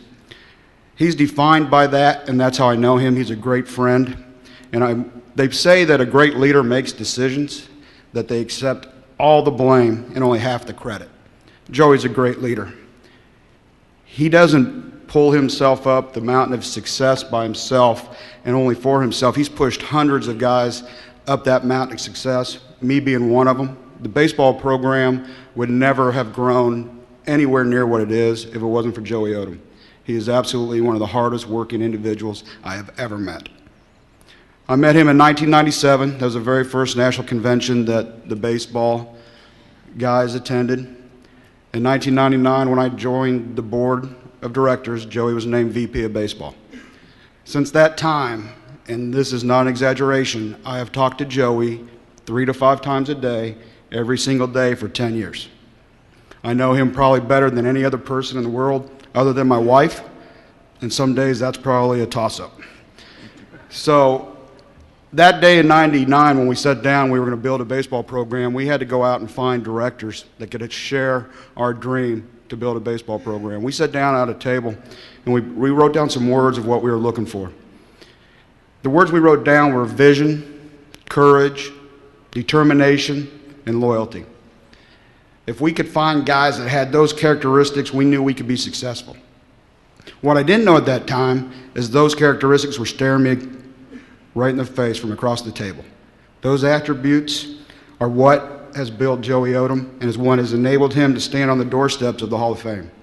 He's had the vision from day one of how to change the game of baseball, what he wanted the game of baseball to look like. He's had the courage to go out and tell that story to a lot of people who did not want to hear it and told him so. But the next day he'd go tell that story again. He's had the determination to come back to work day in, day out, and everyone in this room knows what this business can be like. He's never given up. He's worked very hard. Probably the best word that I have to describe Joey Odom is the word loyalty. He absolutely is one of the most loyal individuals I've ever known. He's loyal to USSSA, he's loyal to his family, and he's loyal to his friends. He is the definition of a loyal person, and he is a big reason, and one of the main reasons USSSA is sitting here today with 52,000 teams. I would be very remiss if I didn't also mention his loyalty to LSU Tigers. I have this tie on tonight in honor of his Tigers. I will be giving it to him as soon as I get off this stage. Everywhere we go, as everyone knows, we travel a lot. We're out of town a bunch, and he always has a purple shirt on. He always watches the games. He always knows the scores. He always screams and he always cusses when things don't go his way, but he never gives up because he's loyal. He loves his Tigers. Well, he's made a lot of friends because of LSU and inviting people to the games and discussing the games and talking about the games. He has a lot of friends because of sports. I have a message for you from a lot of your sports fans before I introduce you. And the message from your fans in the South, your friends in the South, is hotty toddy. It's a great honor, and with enormous pride, that I introduce the next Hall of Fame inductee and my great friend, Joey Odom.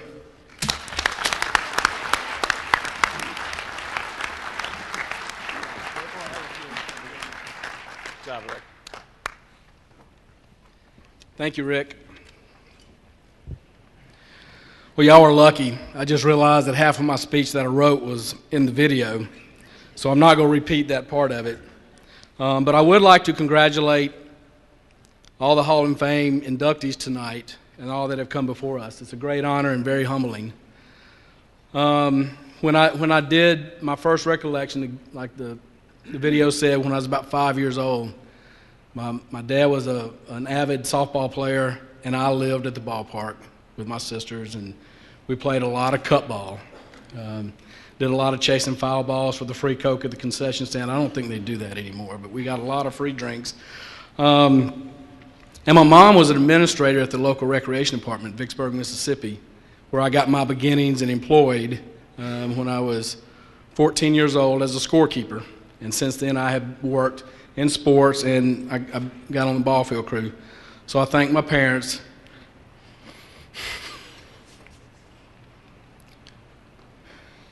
My goal is to do better than Andy. And I hope I can make it.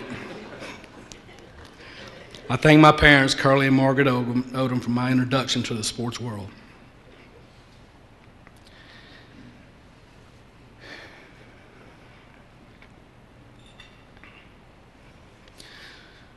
When we later moved to Monroe, Louisiana, where I was introduced to USSSA, or actually tracked down USSSA, I had lived in Vicksburg, Mississippi, and played ball in USSSA in Pearl, Mississippi, under the direction of Judge Jones at the time. When I moved to Louisiana and being a softball player and had ran tournaments through another association in Mississippi, started asking around and tracked down Robert Boudreaux. Did not even know after I talked to him at the time he was the state director. But Robert, I thank you for welcoming to the family, your mentoring, and your friendship. Thank you. Then USSSA decided to introduce baseball as one of its sports. I was appointed to serve as Louisiana State Director by Assistant CEO Jim Swint. Jim, thank you for that appointment. It has and continues to be a great journey, and thank you for being a friend. Then I was appointed to the position of Baseball Vice President and eventually to the USSSA Board of Directors. I thank Don, Jim, and Danny and all the board for their support. And Don, I want to thank you and take this opportunity to congratulate you on what you've done for USSSA. I know what it was like when you took it over, and I know what it is today. It is truly a success story, and you are a great leader.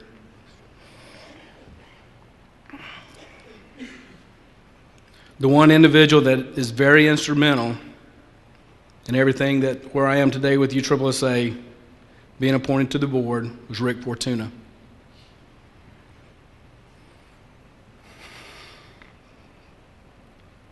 I found a quote by W. Clement Stone that I believe best describes Rick's business approach to USSSA and his knack for seeing the big picture, and always thinking about the directors in the field as well as the overall being of USSSA when making decisions. And he does. He thinks about from top to bottom. Quote, I think there is something more important than believing, action. The world is full of dreamers. There aren't enough who move ahead and begin to take concrete steps to actualize their vision, end quote. Rick is not only a visionary, but willing to work hard to make those visions become reality. One of Rick's greatest qualities is honesty. sometimes brutal honesty, but honesty nonetheless. This quality of honesty combined with trustworthiness makes Rick a great leader. Rick, thank you for being a friend and a confidant and playing a huge role in making USSSA what it is today. I would be amiss if I did not thank all of these slow pitch directors and all the slow pitch directors before us. They built the platform, the network, and the name brand that we were able to immediately utilize to build what today is the best youth baseball program in the world. Thank y'all.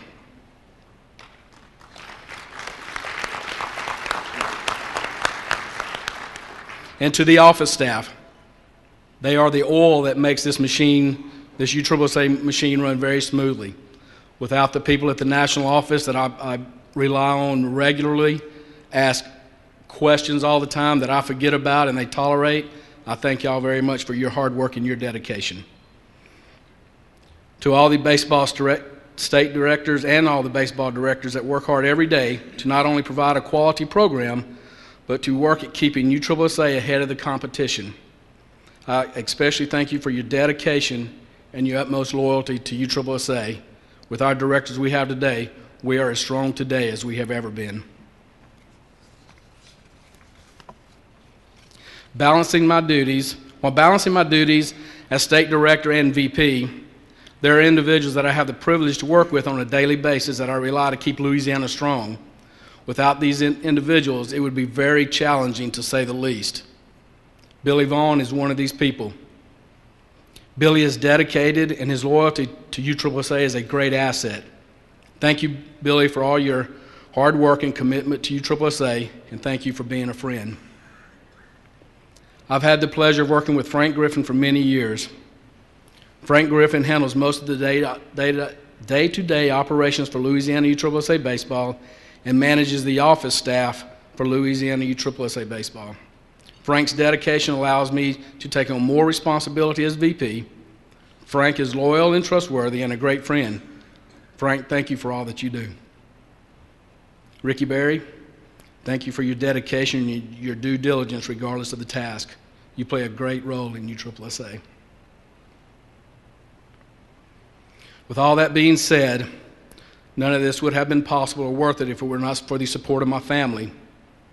My mom, Margaret Odom, my sister, Sonia Dillingham and Felicia Hamby.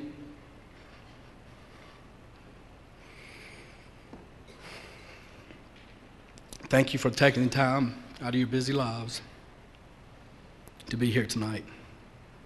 And thank you for being the greatest mom and the greatest sisters in the world.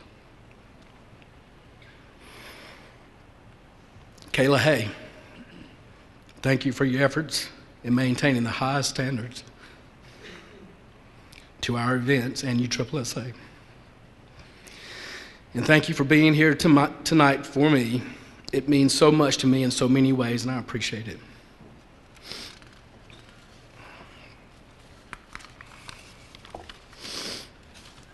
The most important people in my life are my lovely wife, Lydia, and my great children, Daniel and Blake. Which, by the way, all work in the USSSA business. I am sometimes difficult to live with. I am guilty of being moody and irritable and downright stubborn when there are issues on my mind, usually dealing with USSSA. I am guilty of neglecting my responsibilities as a parent and spouse when there are many USSSA tasks at hand and very little time to do them.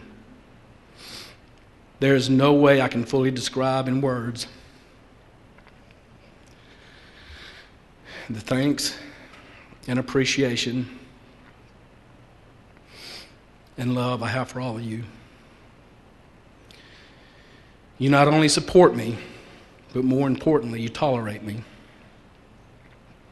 I thank you for welcoming me home when I have been traveling for USSSA. I thank you for all your understanding when I am difficult to live with. I love each of you very much. I will always be there for you, and thank you for being here for me tonight.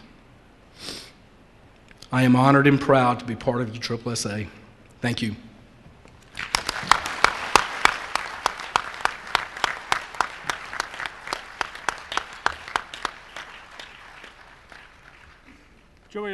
Joey, like you expressed in your video, I'm glad to call you a friend. Thank you.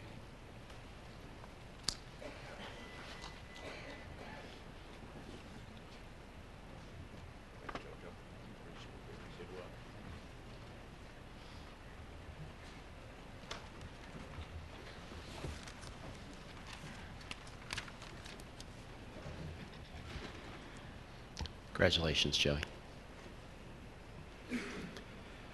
Our 8th inductee tonight is in the male player category. From Moore Park, California, he is Dennis Ruley.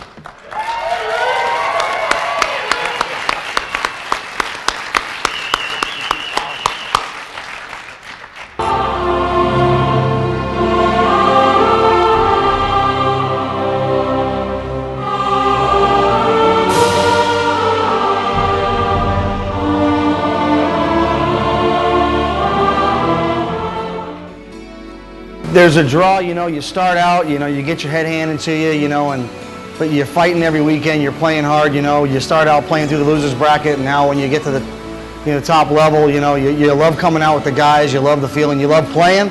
I just love playing the game, and the draw to be around. I've made so many friends in the sport, it's almost like a family. And USSSA has been what everybody wants to play. All the top teams play USSSA. You want to play against the best and with the best. This is where you need to be. I can tell you there's nothing in this sport I've done that hasn't been earned.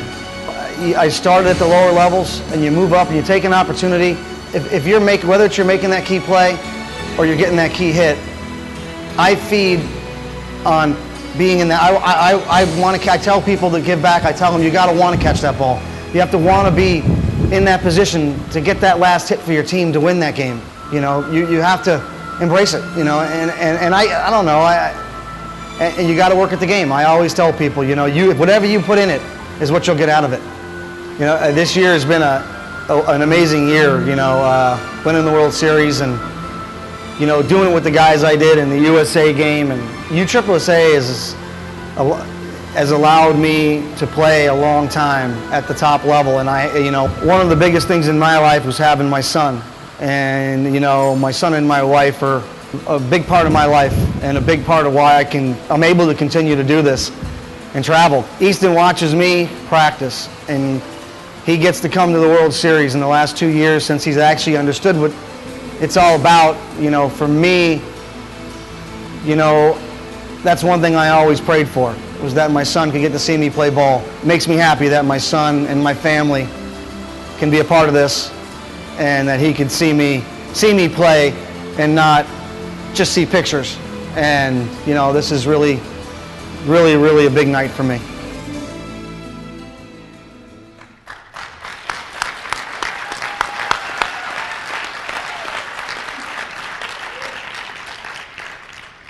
And now to tell us a little bit more about Dennis, his friend, his former teammate, Billy Messina.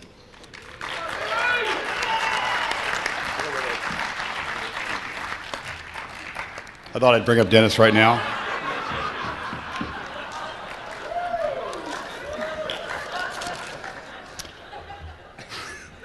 Well, it's definitely an honor to be able to come up here and talk for Dennis. Dennis is Dennis. Those of you who know him, love him, and also those of you who know him, you love him. Okay. Anyway, if you look back at Dennis's accomplishments during his career, obviously it's definitely valid that he's getting what he's getting tonight because he deserves and he has earned everything he's got. So being inducted in the Hall of Fame is something that he's worked hard for and he's earned. I've played softball with Dennis for over 20 years now, so maybe I should be getting something, but years ago, Dennis would play basically 5 nights a week softball, play almost every weekend he can. In fact, one year he played 50 weekends out of the 52. And that's not a lie. That's the true story. So to say he doesn't love this game would be crazy. Dennis is one of the most intense, hardworking, committed people I've ever met. His work ethic as far as batting practice is borderline crazy. He wrangles almost everybody he knows that could throw a pitch underhand and has them pitch batting practice to him until he wears them out and gets to the next person. But he works his rear end off. He's also in the gym probably 2-3 hours a night, so he works for everything he gets. Early in Dennis's career, he was blessed with his #1 fan. That was his mother. His mother would come to every game, bring this big old cowbell, and ring it as loud as she could. Every play that Dennis would make, you'd hear that damn bell. It was annoying, yet it was pretty cool, because literally I never seen Dennis without his mom back then, and it was kind of cool. Where am I here?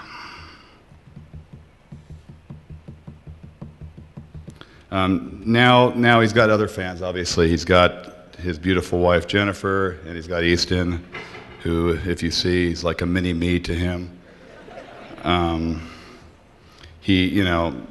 The kid obviously idolizes his dad, and in the most part, Dennis is probably one of the better dads I've seen in a long time.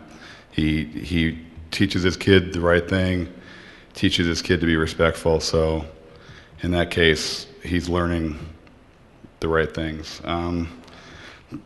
Dennis has been named to over 20 All-World teams, multiple defensive MVPs, and just last year he was co-MVP of the Major World Series with his fellow inductee, Andy Purcell. So he's had accomplishments that, that are obviously rightfully so to be here. Dennis has grown and matured to be one of the most elite players in the game.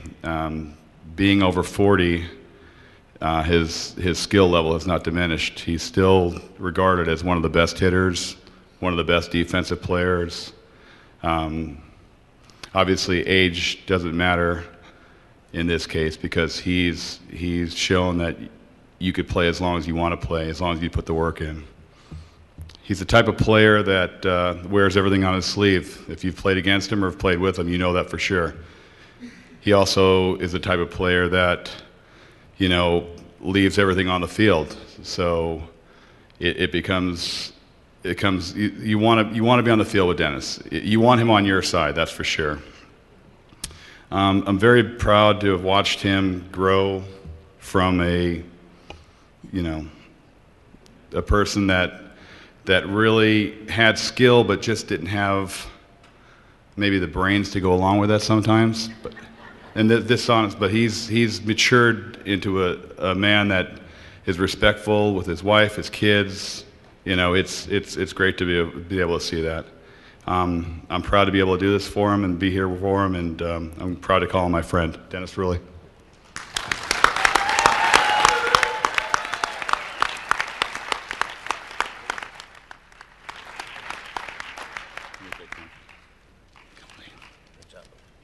Just to start off, I'm wondering where the crate is to stand on, because I figured somebody would say it. Billy, thank you. You've been not only my friend, you've been my family member. You've gone through a lot with me.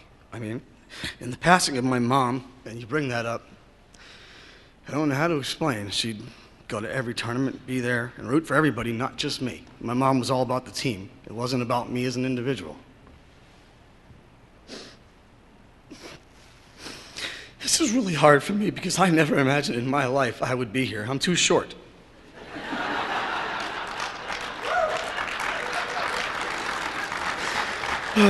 All right. To start with, I just want to thank Don Dianatis, Jr., and Sandy, and the USSSA family for welcoming my family, the Rulli family, into their family. They have been very, very welcoming, cordial. Everybody involved in this organization, it's a class act. It's first class, all the way. Anything they do, you can expect it to be first class. I thank you, Don, and your family for being a part of my family. I'm deeply, deeply honored to become a member of this elite group of players. To all the inductees here this evening, I want to say congratulations. And I'm privileged to be up here with all of you tonight. Thank you. Wow. I mean, you know, I look back and I look in this audience and I see a Ron Whittleton. I look at Ron Parnell was here. You know, a lot of guys don't throw out names, but I'm going to throw out a few. Jason Kendrick, Helmer, Solera, Wallace, now Andy Purcell, Todd and Martin. These are the guys I got beat to death by when I came up in this game. You know, I mean, to be mentioned in that group is truly an honor. This all began for me, and I just want to say family means a lot to me. And there's a man in this audience. And my family knows what I'm talking about because they're all here. Every one of them came out from New York, and I thank you. And my friends and my family from California. I can't tell you how much this means to me for you to be here tonight. This is the biggest night of my life, beside my wedding and the birth of my son. But, I mean, but that man, Jimmy Rulli, I watched in diapers. I was a wrestler and I was a baseball player, and he's the reason that I play this sport. And I thank you, Jim. I thank you for being my brother.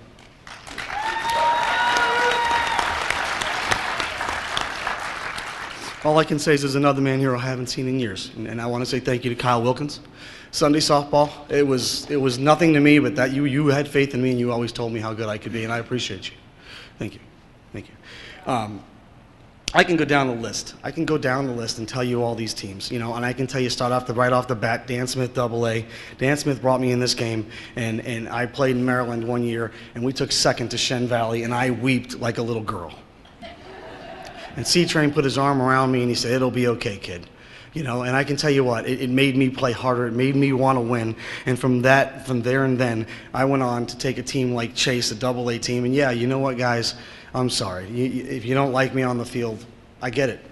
I'm not going to say what Jason Kendrick said, but off the field, I'm me. On the field, I want to win. We came back with Chase and the AA team, and we beat the team. We won the World Series. And from then on, I played. And I'm not going to go through the list. But the reason I'm here tonight is because of guys like I play with. You got guys over here, and Bobby Hughes, Billy Messina, Andy Purcell. I mean, Andy, the best pitcher, the best guy. I mean, it's all about the guys you play with. It's all about the team. And, you know, I can, you know, like I said, a lot of these guys play on so many teams. I played on a lot of them. I wish I would have played on one or two, but I can't go down the list or we'd be here for 3 hours. To all the sponsors, and I mean, I really have to mention this because, you know, without them, without Dan Smith, Ed Minosi, and I don't know all their sponsors, but I'm going to mention those two. Woody Bell, may he rest in peace, one of the best sponsors I've ever played for. Pat Bell, Travis Rismondo, Frank and Cheryl Webb, thank you for allowing me to play this game I love every weekend. Thank you. Easton Sports, and I have to bring this up because my son, his name is Easton. 15 years of loyalty. Brett Helmer, Marty Orozco, the staff of Easton Sports, thank you. Thank you for being good to me 15 years. Worth Sports, Dennis Turner, thank you. Thank you for everything, and the staff at Worth Sports. There's a lot of things I can tell you I take from this game, but the man that came up here earlier says it all.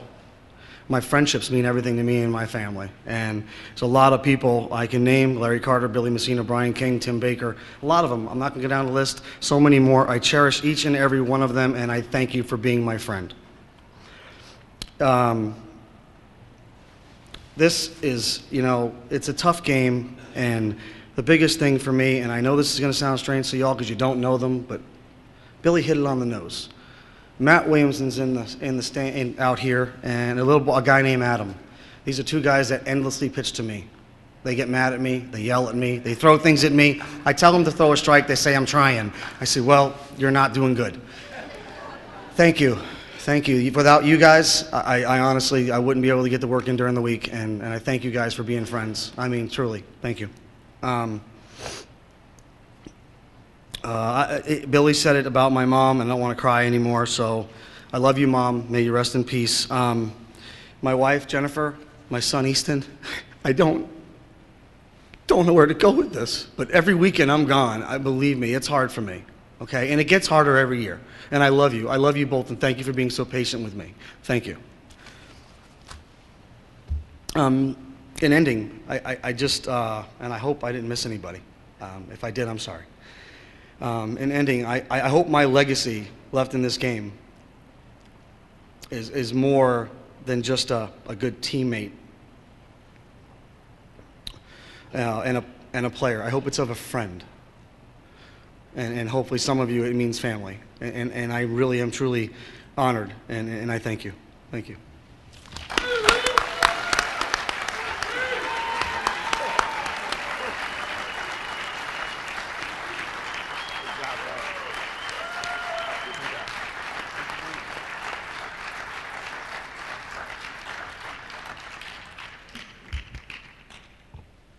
Dennis, congratulations on this great honor tonight. It's been a pleasure of mine to watch you over the years and hope to see you continue playing this sport.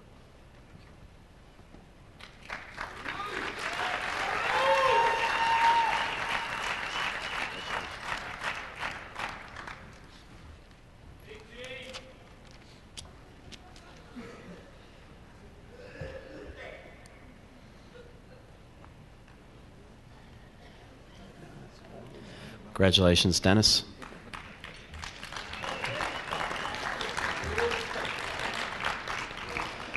Our ninth inductee tonight is also in the male player category.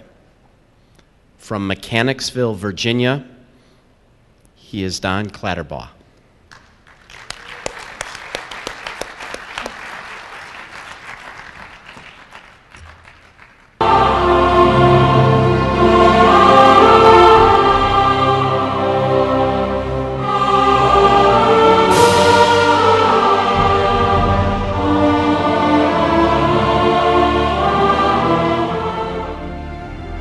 Well, I started in slow pitch as a third baseman, and that wasn't my niche because the ball came through there like bullets.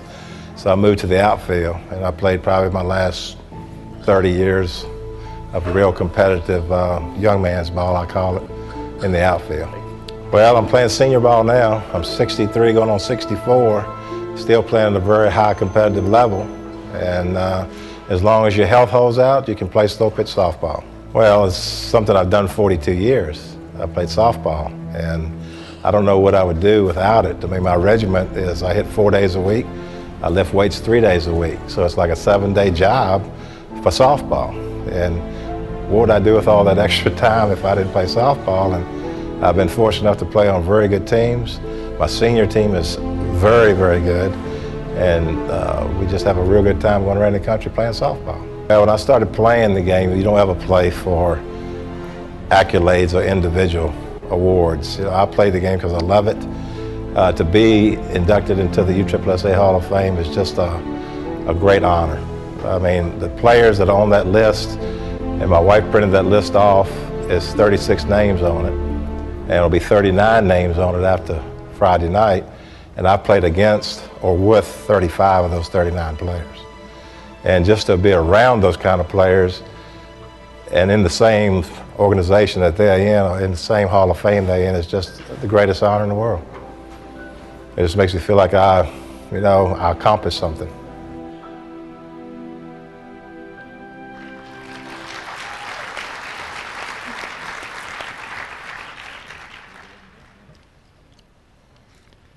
And now to tell us a little bit more about Clatta, his #1 fan, his wife.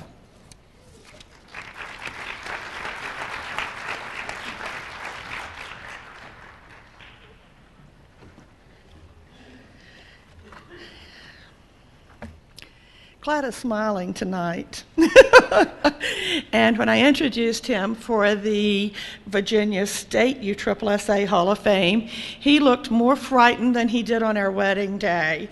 Not because of the induction, but because he was so afraid of what I would say. But now that he's heard the speech and he thinks he knows what I'm going to say, I thought he was very calm this week. Until yesterday, I realized that after being together for 37 years, he went with me shopping and bought me a pair of shoes. So he wanted to make absolutely sure he wasn't in the doghouse before I got to the podium. I've struggled with writing something that would be appropriate for this evening. And when I finally got everything written that I thought should be shared, I realized that I had exceeded the hour and a half that the committee had allotted me to speak. But don't worry, I shortened it a lot. I reduced the font to an 8. So without further ado, I am here to introduce my husband, a legend in his own mind, Don Clatterbaugh. He is widely known as Clatter, and he's already told you part of this. I think he stole my speech since I let him know what it was. He has played softball for 42 years, and it seems like he gets better every year. The people who know him, the name Clatter brings to mind home runs, and he's hit a lot of them, including over 100 this year. And remember, he is very old. But he also hits for a high average. This year, for the second year, he hit over 900 with his 60-plus team. And he certainly should be outstanding in both of these areas. And as he shared, his work ethic is unsurpassed. He practices hitting, but definitely not fielding, 4 days a week and hits at least 100 pitches in each session. He lifts weights the other 3 days. And we've been together for 37 years, and I want everyone here to know that he owes all of his accolades to me, the woman behind the man. Thank you. What other wife accepts this kind of schedule, to say nothing of the travel? But ladies, I'm here to tell you, when you discourage practicing and playing, you're missing a great opportunity to get him out of the house. And that is especially important as both of us are retired. He has played with some of the best teams in the country, and these include Williams Paint, Dryden and Sons, and Turn 2 from Virginia, Howard's Furniture, Dave Carroll Sports, CETA, and especially Blanton's from North Carolina. Fergie's, Recco, Damon's, and Spicer's from Maryland, Starpath from Kentucky, Dan Smith Plastering of California, Steels of Ohio, Florida Orange Crush, and Connecticut Sportsplex. The logo, Have Bat Will Travel, pretty much covers his softball career. These teams and his teammates, who are among the best players in the country, have afforded Clatter with the opportunity for many personal and team accomplishments. He has contributed to his team's winning 82 national championships. He has been named to 96 All-World and All-American teams, and he has been awarded 54 MVPs. He is particularly proud of his current senior team, Turn 2, that has been playing together for the last 5 years in the 55 and 60 Major Plus divisions. They have won 28 national championships. In recognition of his hard work and many softball accomplishments, Clatter has been inducted into the Washington Metro Senior Hall of Fame, the Central Virginia ASA Hall of Fame, the National ASA Hall of Fame, and the National Senior Hall of Fame. In addition to his accolades in softball, Clatter was also recognized as an outstanding pitcher in the Virginia Commonwealth University baseball team, where he pitched both games of a doubleheader and won them, and he also pitched a no-hitter. He has been inducted into the VCU Athletic Hall of Fame, as well as the Baseball Hall of Fame. Most of you probably do not know that Clatter has an identical twin brother named Guido, who occasionally will show up at the field and impersonate Clatter. But Guido is not a good hitter. I've seen him go 0 for 4, and if you check the U-Trip World stats, it's obvious that Guido did play in a few of those. But it's okay. I thank you for your attention and allowing me to share some information about Clatter and some of his honors too. and in spite of the few Guido appearances, I am proud to present to you tonight my favorite 2009 inductee to the National USSSA Hall of Fame, the love of my life, Don Clatterbaugh.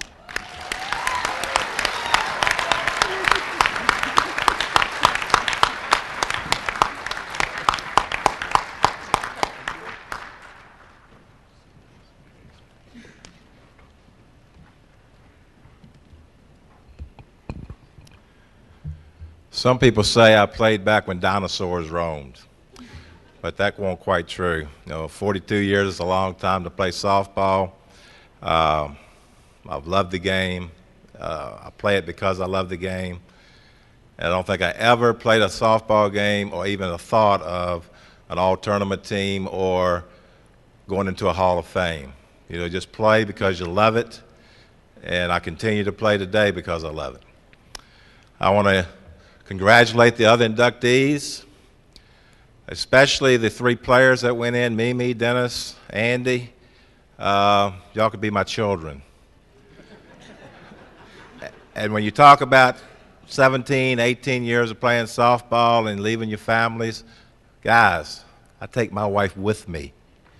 And you have no problem with that if you take them with you and they endure the same things you do. I definitely want to thank the Hall of Fame committee for nominating me. I want to thank Don DeDonatis for putting an old dinosaur in. Back in the Lee Park, Petersburg days when USSSA, the headquarters was there on Crater Road, we had many a titanic battles on those fields at Day Field and Lee Park in Petersburg. Don has definitely taken USSSA to new heights.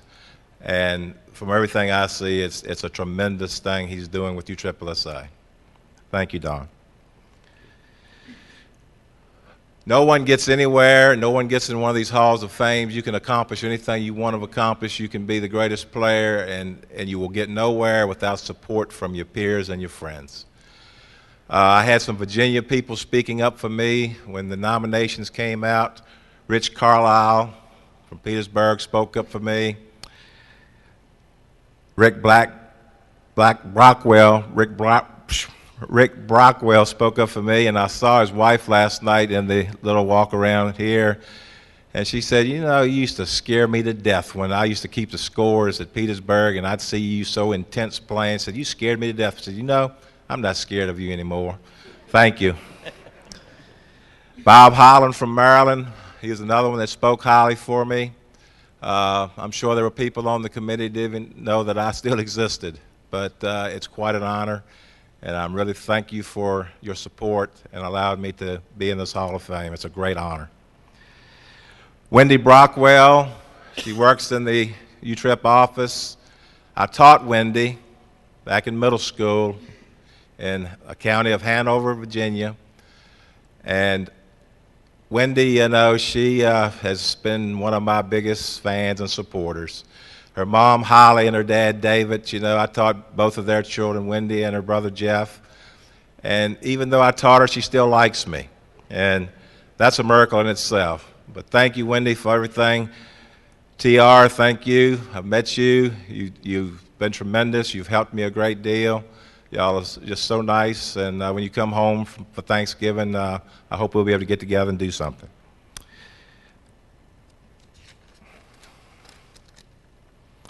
Laurie Timmons.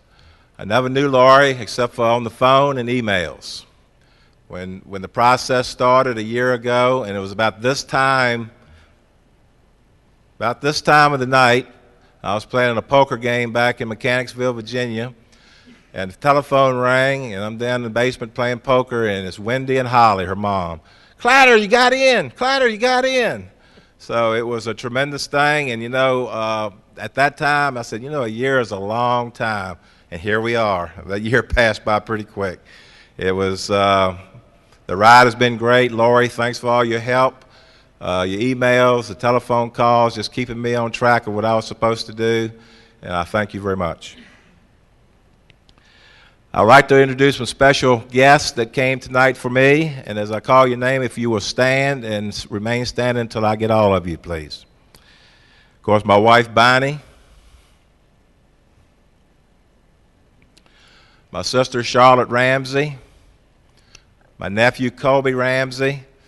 They came in from Nebraska for this, and they've had 3 snowstorms already in Nebraska. So, God help you, children. My buddy, Cody Wyatt, and his wife, Kathy. Cody and I played together in the 80s with Blantons. We've been friends for a long time, and we're just now starting to play some senior ball together. I knew he'd finally get old enough to catch up the way he'd be able to play some senior ball. Thanks for coming. Conway Waddy and his girlfriend, Barbara Gabler. Conway is a senior player. I met Conway on a softball field, and we've become tremendous friends. We're like brothers, just from a different mother. But I can tell you now, Conway and I have battled each other. We've never played together until this past October, and we played ball together in St. George, Utah, at the Huntsman's games, and it was a thrill. You know, we talked about it after we asked him to play with us, and it was so exciting that we were going to play together for once, because all the other times we played against each other, and it was just so great to be able to play ball with him. Thank you for coming, please. Trey Nichols.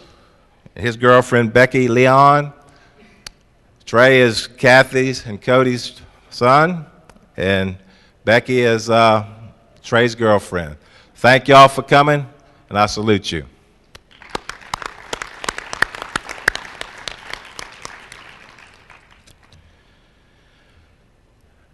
You know, like I said before, there's 39 people in this Hall of Fame. After I leave, there'll be 39 people. Of the other 38, I've played against or with 35 of those people. I feel privileged to have been able to play that long, to have played against the great players that are in this Hall of Fame. There are other great players that are not here, but I played against them all, starting in the 60s, 70s, 80s, 90s, and 2000s. It's 5 decades I've been playing softball. And there are so many great softball players that can play this game, and I salute all of you for your dedication and for your accolades. You know, you play this game, and none of us can play this game without a sponsor that's willing to put money out for it, without coaches that are willing to put their time into it with no reward in return. I mean, when I heard someone come up and say he was tired of babysitting, and sometimes coaching comes down to babysitting. And those people that will endure that in order to play the game of softball, that's a great person. Teammates. I would be nowhere in this game without all of my teammates over the years. And I've played with some great teammates and on some great softball teams. And, you know, if you ever find a person who thinks they're the team or has an ego problem with playing the game of softball, then they're not going to be on a winning team, because they're going to have controversy. You have to be on a team where everybody's on the same wavelength.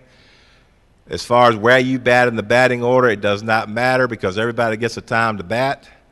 And without my teammates, no award would be possible. This, to me, is a team award. For all the people that I've played ball with over the 40-plus years of softball, I thank those teammates, and you've allowed me to get one of the greatest awards of my life.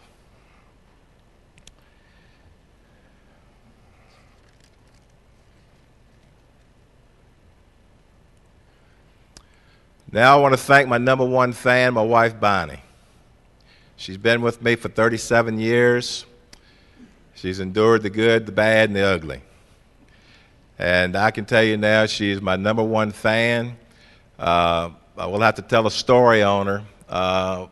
Back in the 70s, if anybody can remember back that far, Andy, some of y'all probably can't remember that, but back in the 70s, I was playing a league at home, and we brought one of my students from school, because my wife are both 30-year retired school teachers in Virginia. So we brought one of my students, an 8th grader.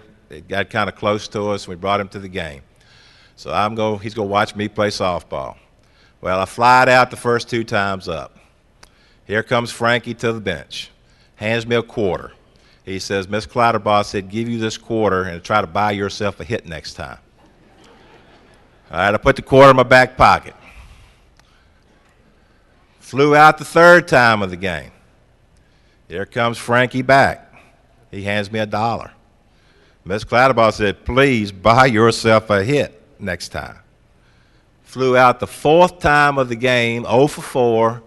Here comes Frankie with a credit card. He said, charge yourself a hit. So I'd have to tell that story on Bonnie. And now we have this running thing in the senior division and any other ball we play. And James McLam is one of my teammates on my senior team, and he played with me on the Blanton teams also.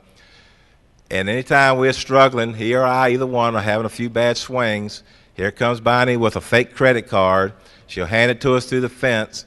And invariably, every time we put that credit card in our pocket, we start hitting. So it's become kind of maybe a little running joke, but actually I think it relaxes us a little bit, and maybe we even play a little bit better. And one more story, in Fort Myers 2 years ago, we were playing, and I went 2 times in a row I didn't get a hit. Here comes Bonnie, and she hands me a handful of dollar bills through the fence. Usually it's a credit card. This is kind of unusual. She gave me some dollar bills. I thought about running there to the door with them and getting away, but I put them in my back pocket. I went up and got a hit, came back, took it out of my pocket, handed it back through the fence to us. So we had done that now 7 or 8 times during the course of the couple of games we were playing, and I'd gotten a hit every time. And finally, some guy comes out of the stands. I was sitting up there watching this, and he walks up to my wife and he says, "What is that you're handing that guy? Is that your boyfriend or your husband or whatever? What are you handing him through the fence?" She says, "I'm handing him some money." He said, "For what?" She said, "So he can buy himself a hit." So then he runs back up to the stands. You could hear this whole group in the bleachers just a cackling because she told them she gave me money to buy myself a hit. So she is truly my #1 fan. I love you very much. And sometimes I don't appreciate you like I should, but I really do love you, baby. Thank you very much. In closing, I want to thank you for this award. It's a cherished award. I'll remember it for the rest of my life. Thank you very much.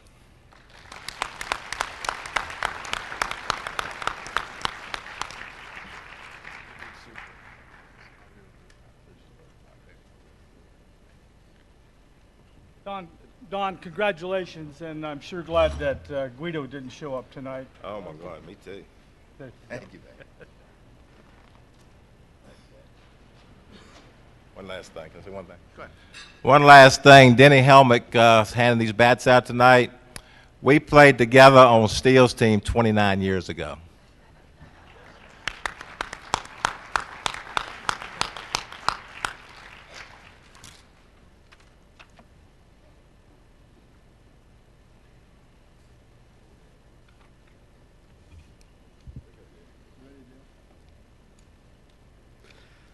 Our final inductee tonight is in the umpire category. From Kenmore, Washington, he is Mr. Dale McGregor.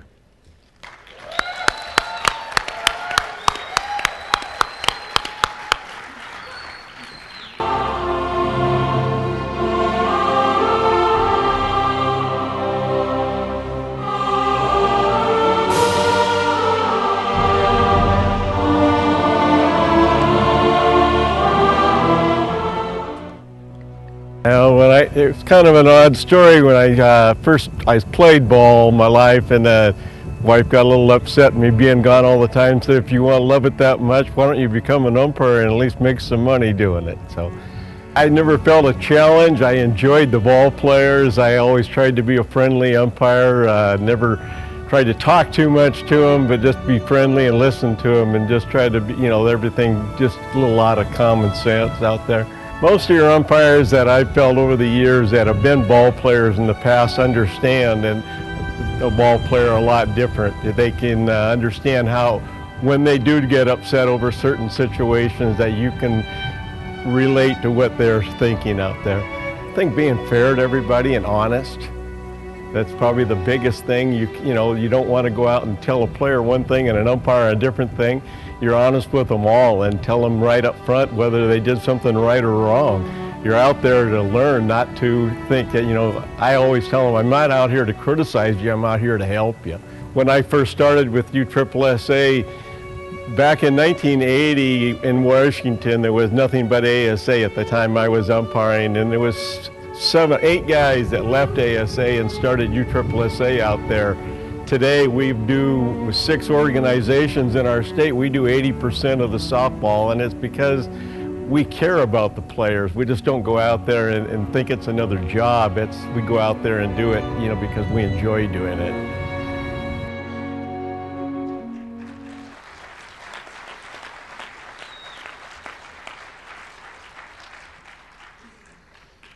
And now to tell us a little bit more about Dale, his friend, and the Northwest Vice President for USSSA, Mr. Roger Wilson.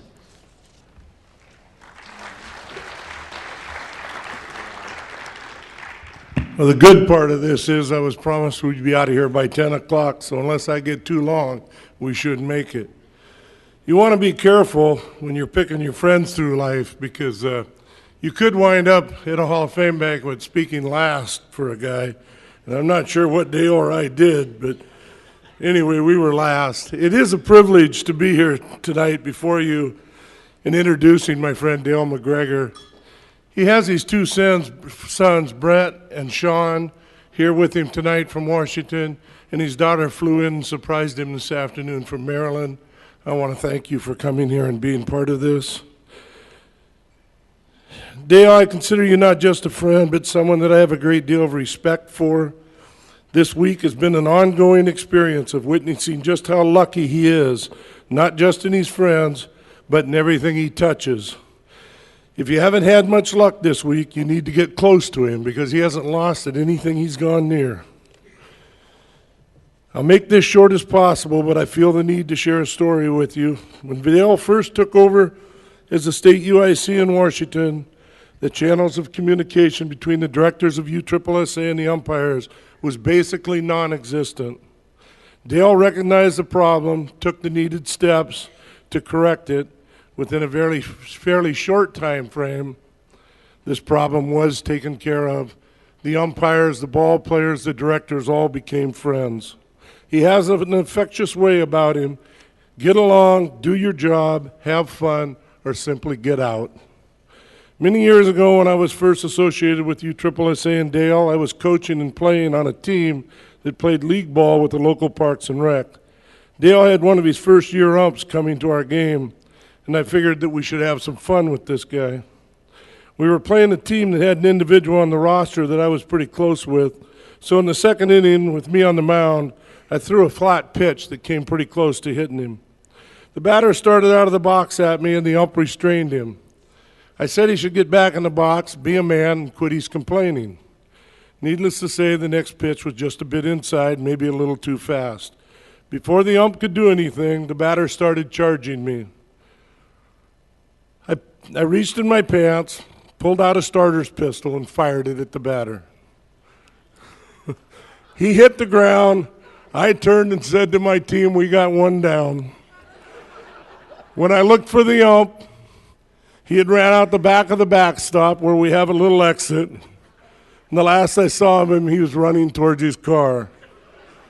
Later that night, when I got home, I got a call from my good friend Dale, telling me that the ump had said that he'd left the game, didn't care about getting paid, and was done with umpiring. Obviously, he didn't want to have any fun, couldn't get along, didn't want to do his job, and simply got out. This is pretty much what Dale preaches. To this day, I don't know why the umpires in Washington had a problem with us directors. From the very first day I met Dale to this day, one of the things that I was most impressed with and sometimes the most worried about was the fact that he is not a yes man, nor does he have much time for those that are. He can be the hardest working guy on the job, or he can be your worst nightmare, which I'm sure Rick and Donnie will attest to. With that being said, I contacted a few of his closest and most respected friends from around the country, and I'd like to share a few of their words with you. Gary Godden, the UIC from upstate New York. You know the kind of person someone is by the way that others react to or speak about that person. In Dale's case, I knew that he was someone that I would be a friend of and an individual I could trust from the very first day I met him. I consider Dale a great representative for USSSA and the umpire program. This feeling is shared by the New York State umpires who would do anything he asked of them. We congratulate you on this honor, Dale. Neil Swanner, a Disney World Tournament Director and Louisiana Director. Congratulations, Dale, on your induction into the Hall of Fame. A very deserving honor for you. What a pleasure it has been knowing you the past few years and having the opportunity to work with you. A truly fair, compassionate, and professional person. Have the first drink for me. Dave Cassou, who was an umpire out of the state of New York that came here this week, and unfortunately when he got here, he had to turn around and go back home because of a death in the family. I don't even think he was here at the hotel for an hour. On behalf of the New York State USSSA, I want to take this opportunity to congratulate you on your well-deserved induction into the USSSA Hall of Fame. I have witnessed your commitment to detail and fairness when you schedule over 100 umpires to cover over 1,000 games at 6 complexes and 35 fields.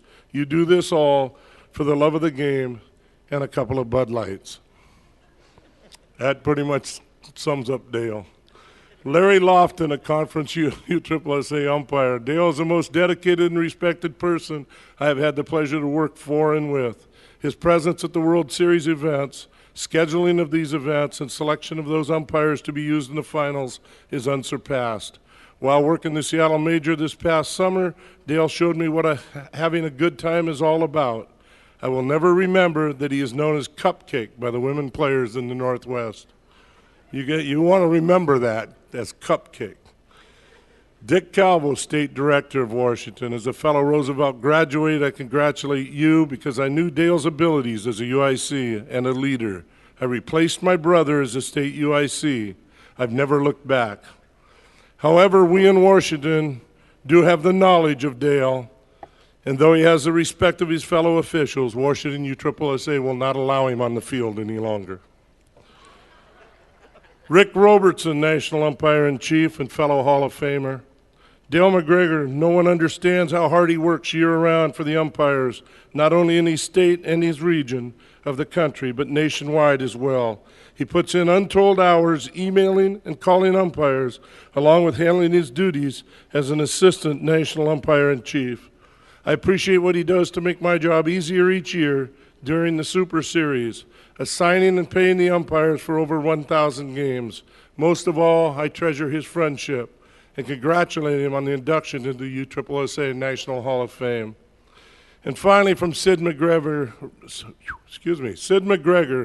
his lovely wife, who could not be here with us tonight. I and our children are very proud of Dale's accomplishments.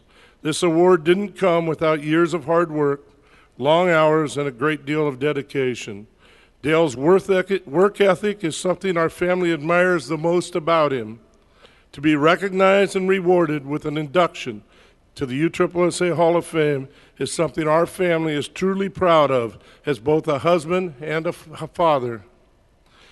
In closing, Dale, or as everyone back in Washington calls you, Dad, on behalf of all of your friends from Washington, the umpires that have traveled here tonight to share this honor with you, I personally want to thank you for the past.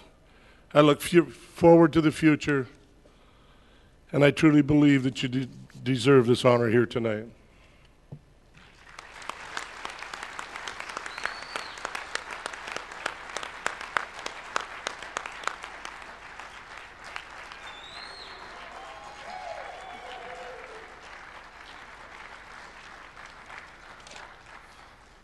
He is a big guy. I don't think I've ever heard that many good things out of him. We go way back, because when he played basketball, I used to throw him out of more games than he got to play. That's why we became friends, so he'd stay in the game. He said, I'd like to thank the Hall of Fame committee for this. This is a great honor. All the people that went in this evening, this is a great team to go in with. It's a great bunch of people. Really an honor for me. I'd like to thank Danny Brown, Kevin Nagley, Rick Robertson for having the faith in me. Let me do this Disney series this past 8 years. I know it's been a real challenge to me. Every year as something different happens back there, and I had people come up to me and say, why do you keep coming back? This is a lot of work. We put in a lot of hours. But I thought, you know, there's one thing that really makes it, it's a family thing. This is, USSSA is a second family to me. Dedicated my life to this stuff. I really can't tell you how much I enjoy these things. Go back there when at Disney, get into the office. That crew he's got in that office, they do anything. Anytime I need help, everybody in there is willing to help you at any time. And I just can't say what a great job he has done putting the crew together back there. About 30 years ago, I had a boss at work that was an umpire, and that's how I got started into umpiring. He talked me into it, and he was one of the first 8 umpires in Washington that left USSSA and went to left ASA and went to USSSA and got it started out there. And then he brought me along, and he said, you know, come out and help me on the weekend, will you? I need somebody. And I said, yeah, I could do that. And ASA wasn't going to use me, so I worked. He said a few games. I think I worked 15, 16 games that weekend. Got home, ASA called and fired me. Got to work in the morning, and he came and thanked me for coming and helping him. I said, you know, I got home last night. I got fired from ASA. I said, I wonder how they found out so fast. He said, well, I called them. Welcome to USSSA, he said. He told me, he says, you put a good team together around you, and you're going to go a long ways. And he said, we've all seen this now, the national office, what Donnie has done, where we are today is because of the great team he has put in around him. And we've done the same thing with the series back there. I can't say enough about the guys in New York. I don't know how I would have made it years back when they come down year after year. Dave, Gary, the 20 umpires you bring with you. I had the privilege this last year, I went back to New York to their Hall of Fame. What a time they showed me. As you saw in there, they actually got me arrested. New York's a neat place, but pretty expensive. Back home, too, it's Dick Kelville years ago put together a great team with Roger, Dave, Joe, Patty. I think we're probably the only state in the United States that has a state office that's open 4 days a week, the year round. Everybody in that state, that's why things were switching over there to people that they can get a hold of. It's just been a great crew to work with. Dave Nusser does one of the best church programs out there. And I've got some of the greatest umpires. A bunch of them came with me tonight. I can't tell you how much I appreciate it. Paul, my UIC, Sammy, Steve, Michael. Me and Michael traveled together, I think in 1983, the first time I ever traveled. I went down to John McKinley's tournament. Everybody got food poisoning but me, and they just put me on the field and says, that's your field, just stay there.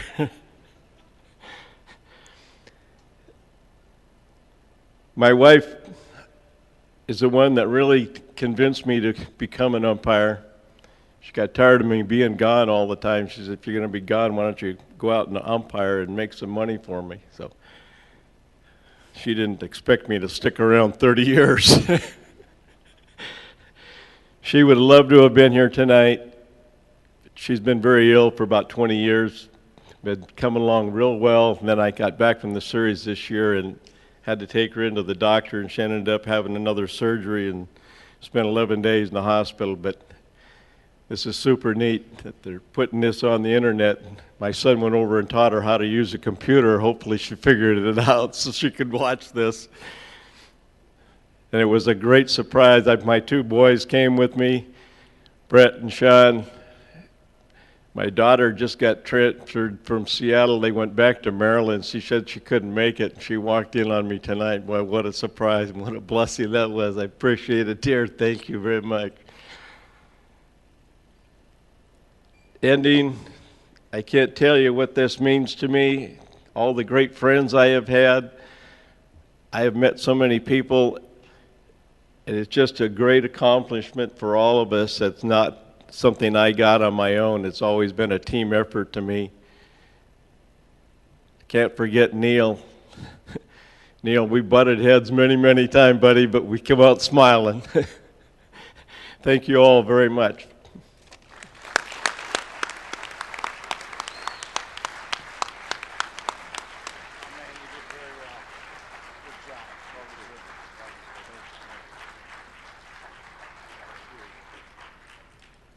Dale, congratulations, but last but certainly not least.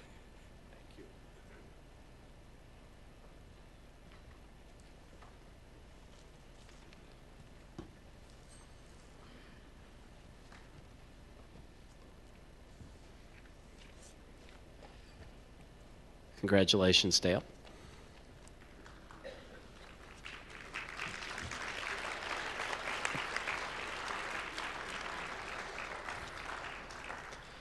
First, just one quick thing before we move on to the final phase of the program. It came to my attention that when I was running through the list of all of the Hall of Fame members who are here tonight, I accidentally skipped over Lou Calvisi, so I just want to make sure and recognize Lou for being here as well, along with all the other Hall of Famers.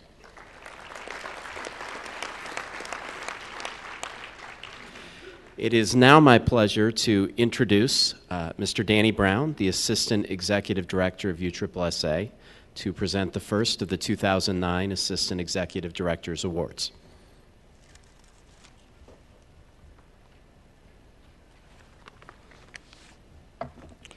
Thank you, Jeff. Once again, Jim and I are each charged with selecting an individual that exceeds the highest standards of USSSA. When you look at the previous recipients, an award previously known as the President's Award, it's almost who's who of this great organization. This year's recipient is no different. A USSSA veteran, long overdue for this recognition he deserves for the 25 years of outstanding service that began as a director in 1984. Not to mention his participation the previous 3 years as a team sponsor. He has served in all capacities in USSSA, first as a sponsor, then a player, director, umpire, and now an administrator, adding to his resume. He has played and directed in several world and national tournaments. He's an individual that doesn't complain about his duties or responsibilities, but one that jumps in and says, let's fix it and make it better. A quote from Babe Ruth aptly describes our recipient. It's hard to beat someone who never gives up. Who is this person? Many of you will be surprised to know that he's a Marine Corps and Vietnam veteran. Excuse me. Was an inspiring basketball player in his youth, but found swimming and diving to be his forte. Has attended every convention since 1984. Was the first USSSA director to be contacted by Disney, but it was the legal department from Disney, which I'll let him explain. And if you saw an 8-legged creature crossing across the floor, walking across the floor, he'd be back in the lobby gone. Like many, he has retired from his primary business, yet continues operating tournaments, including World and National, as I previously mentioned, serving on the National Slow Pitch Committee, which as the Northwest Division Vice President, he manages 6 state programs.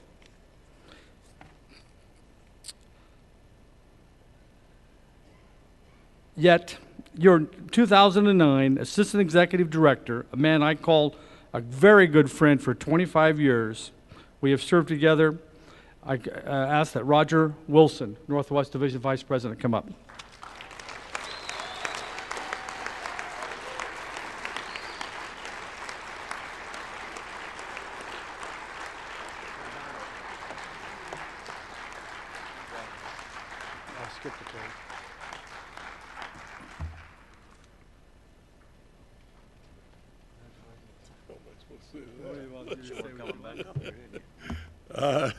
Thank you. I'm not going to try to explain any of that stuff.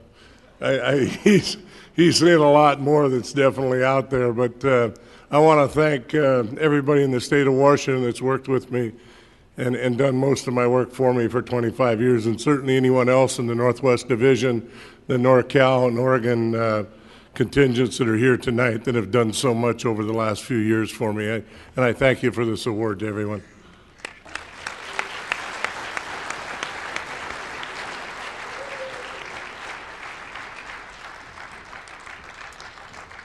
And now to present our second Assistant Executive Director Award, the Assistant Executive Director of USSSA, Mr. Jim Swin.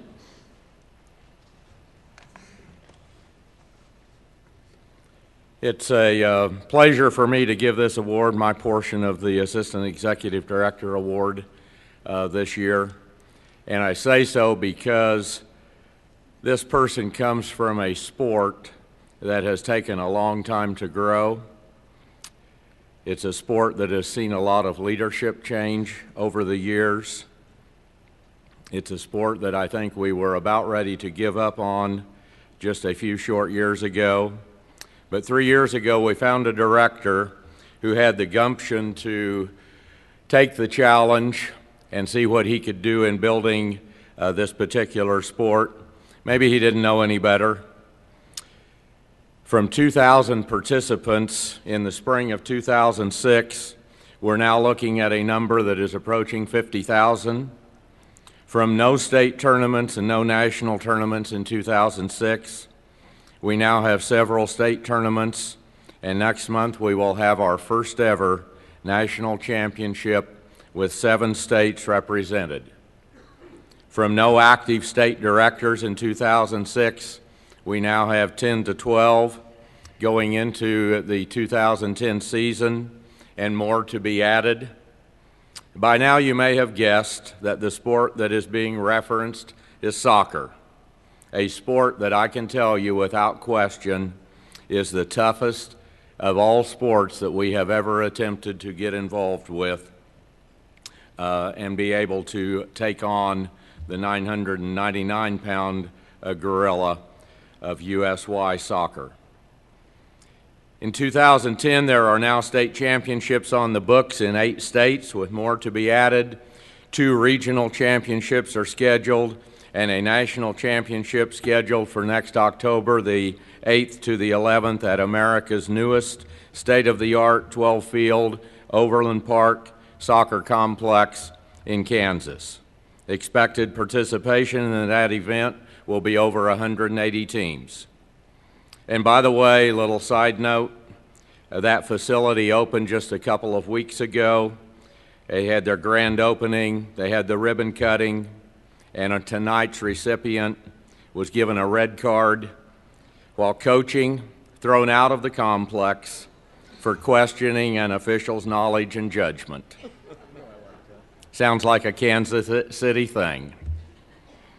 He may be a bloody block from England who on occasion does a mean karaoke of Elton John or Mick Jagger, but he's doing a hell of a job making USSSA soccer a factor in that sport. I present the 2009 recipient of the Assistant Executive Director Award to the chairman of our USSSA soccer program, our favorite mate, Craig Scriven.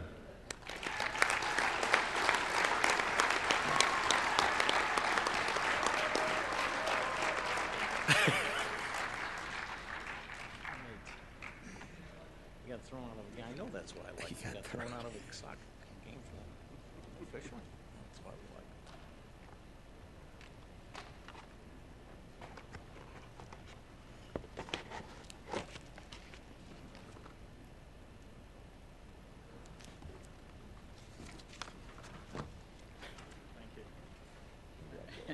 Thank you.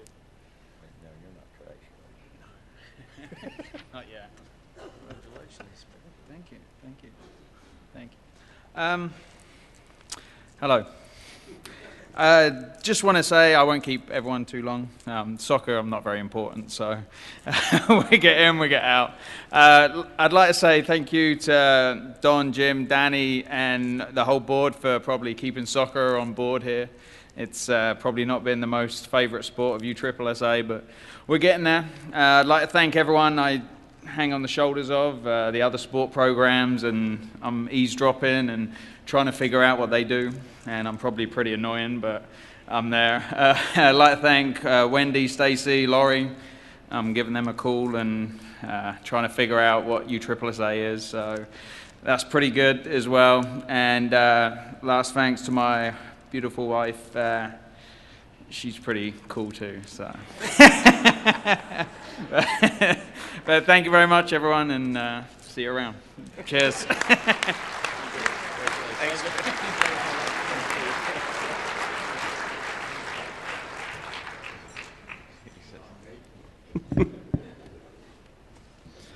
And now let me reintroduce Don DeDonatis for the presentation of the E.A. Ramsey CEO Award. This award shall be presented to any individual determined by the CEO that has provided outstanding service above and beyond the call of duty to the USSSA or national headquarters. The person must have assisted the CEO or national headquarters with a special project or helped develop new technologies and ideas that have a significant impact on the way USSSA does business, and one who exemplifies leadership and teamwork. This year I have 3. You heard their names throughout the week. You've heard it several times tonight. This was a very easy award for me today. The hard part was figuring out which one went first. So I'm going in alphabetical order here. This first lady, in the move from Virginia 6.5 years ago, we flew her down to national headquarters for the first 3 years, every 3 months. She worked for a firm out of Richmond that we kept as an accounting firm for us to come in and check the books and make sure USSSA was in compliance with all the tax laws and what they're doing. And every time she'd come down, I'd ask her, you need to move down to Florida. You need to come down here. First few years was not successful. Found out her husband and son, her son was he's a very good ball player, and they liked the Yankees, he liked it, Derek Jeter. Figured out a way to get her down there before tax season on April 15th and said, you got to come down earlier. There just so happened to be a Yankee game scheduled at our spring training site. Send the son down, and father went down, got 2 balls with all the Yankee autographs. That July 1st, she moved to national headquarters to Florida. She's been for this association, it's a very, very, very, very hard, complex accounting. She's very professional, very knowledgeable. A couple doctor's degrees in this, taught, I think, accounting.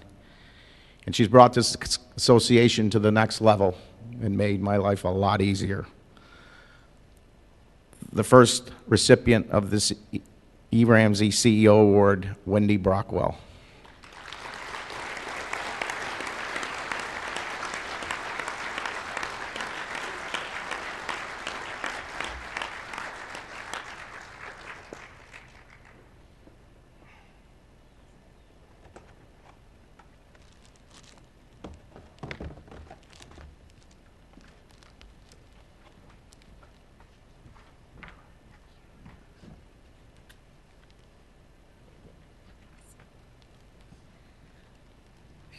That's a big surprise, and I'm not usually one that's at a loss for words, but I can tell you that today I am.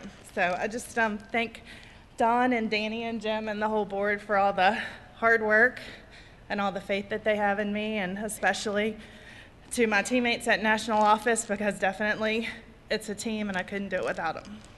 Thanks.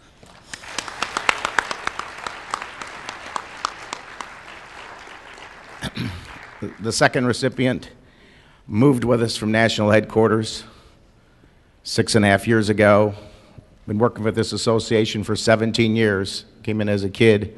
I think she's worked there almost half of her life. From a key point, putting teams into the system, to moving up and learning the system, using USSSA, to adding insurance, to doing everything, to assisting Kelly with the maintenance of that huge, huge website that we have.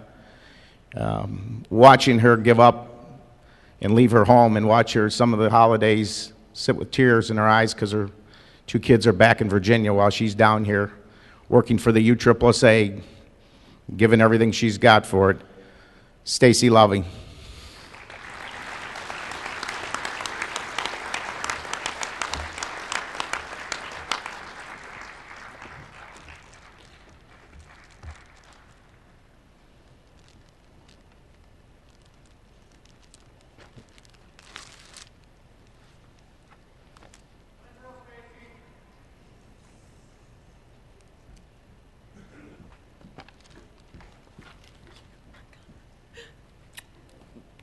Okay, you gotta say something. Okay, I have a confession to make. Andy and Dennis, I was in the back of the room giggling at you two for crying. So here I am, I'm with you. I'm kind of at a loss for words as well. Boss, thank you for being the bestest boss anyone could ever ask for. Danny and Jim, I mean, I've known y'all for half of my life, and you know, thank you for keeping me on board, and I loved USSSA. Thank you.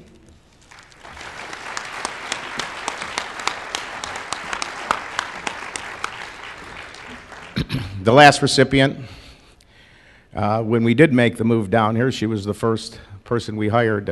We shared an office before we got our building built. We had to share an office that had the coffee area, so we'd go back and forth and across the door. And there's a young lady there that was, as we'd talk and as people would go in and visit, and where she came and her background was handling events and teams, and she used to bring, I think she still does it once in a while, is to take teams and bring them down and get them rooms and take care of them. She's had the background of the travel, and basically the fit, as we talked, the fit just said, hey, we need somebody. We have a lot of room nights to track down here. We deal a lot of hotels. We have a lot of responsibilities. We have a contract with the county that we have to record and track every room that comes down there. And starting from this function here to every meal, to every menu, to what we did, basically scheduling everybody's flight from the headquarters to everybody's rooms, to everything at national headquarters, to all the flights, the pride, the teams, I can go on. But she's been a great addition to the USSSA, and I think everybody on this, as we heard tonight, everybody has talked to her at least once, even all the teams that come down there. But the last recipient, Lori Timmons.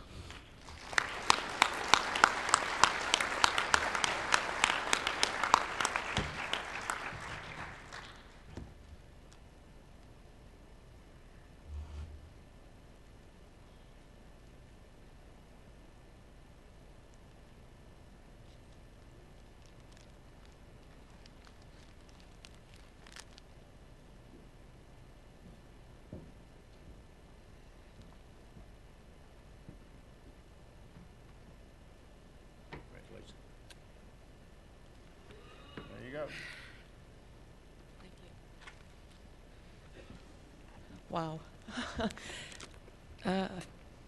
Thank you. Thank you, Don, Danny, Jim, everybody. How many years ago? 6 years ago. I'll never forget. Don finally came to me after getting to kind of know the office staff, kind of walking back and forth, and said to me, you know, are you happy at your job? I looked at him and said, can I be happy somewhere else? And I am. I can't thank all of you enough. You've been a great support, a wonderful family. So many great memories, wonderful things. Hope you all had a great week. We've had a great time.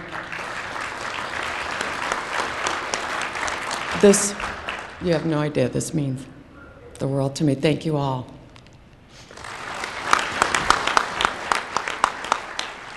Thank you, and it's like everybody said here, the chemistry at that office, and it's refreshing to walk in that office, and I'll say good morning to everybody as I come in and never have to say anything the rest of the day. Everybody's has their duties and helps, and certain times of the year, each one of them are busier than the other times, and they just chip in and do everything. We see each other at lunch, so it's kind of a refreshing thing. But I'd like one more hand for the staff there because they're awesome. I'm telling you right now.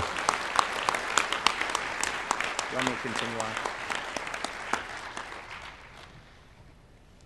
Exciting now to announce our 2010 electees. We have a process on the floor that we voted on 3 categories this year, and then we have a Hall of Fame committee and it's the board of directors that vote in September. Out of all the applications that come in June, they get to select under our Constitution. So the first one in the male category, and it was a gentleman that unfortunately passed this year. He was one of the major players for this association. He played, and probably one of the nicest gentlemen in the world. But from Russell Springs, Kentucky, J.C. Phelps.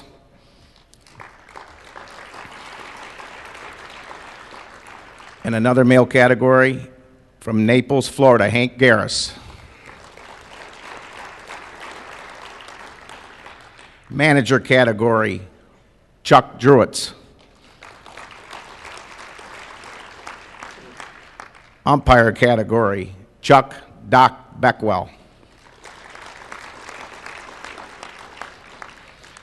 The sponsor category, from Jean Shop, McKinsey, Tennessee, Greg Blackburn.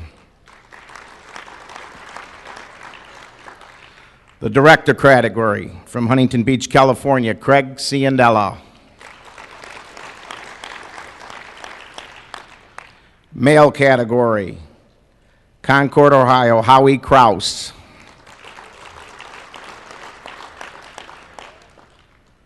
Male category, Johnny McCraw. The executive category, from Midlothian, Virginia, Cleon Diener. And the manufacturer special category, from Dudley, Mike McCarron.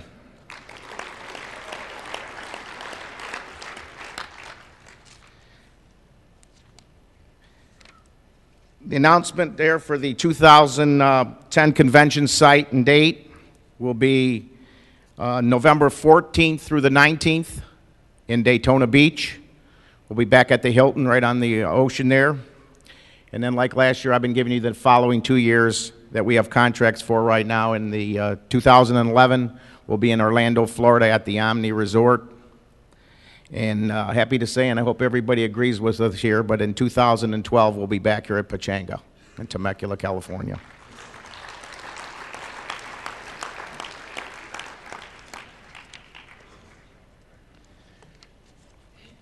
Just closing before I get off here, and then I can have Jeff close this off here. I got to help make this thing work all week.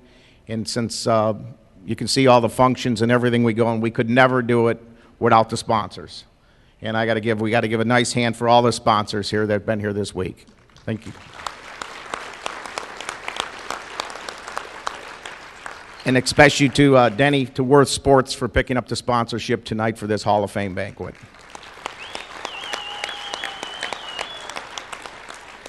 Special thanks to all the headquarters staff, everybody you've seen, the 3 ladies, Kelly, T.R. Brockwell, Steve Saluk, David, Bernie, and Tom O'Hare for all the stuff you've done, all the printing, all the things. Let's give a hand for one more for the headquarters people. The Sergeant at Arms, guys, everything you've done helping these meetings go smooth. Let's give a hand for the Sergeant at Arms here this week. Danny Brown, Danny for running these open meetings, very smooth, very timely. Let's give a nice hand to Danny, very smooth. Thank you, Danny. Special thanks here to Pechanga Resort and Casino. Some of these people, they bent over backwards for this group. They want us here, and that's why I think we want to come back. So listen to getting into Pechanga people here. Basically, that's it from my end of it. I just hope everybody had an enjoyable week here and a productive week. Travel safe and have some happy holidays. Let's take a few days off and get back to work there. We got a lot of things for 2010. Thank you very much.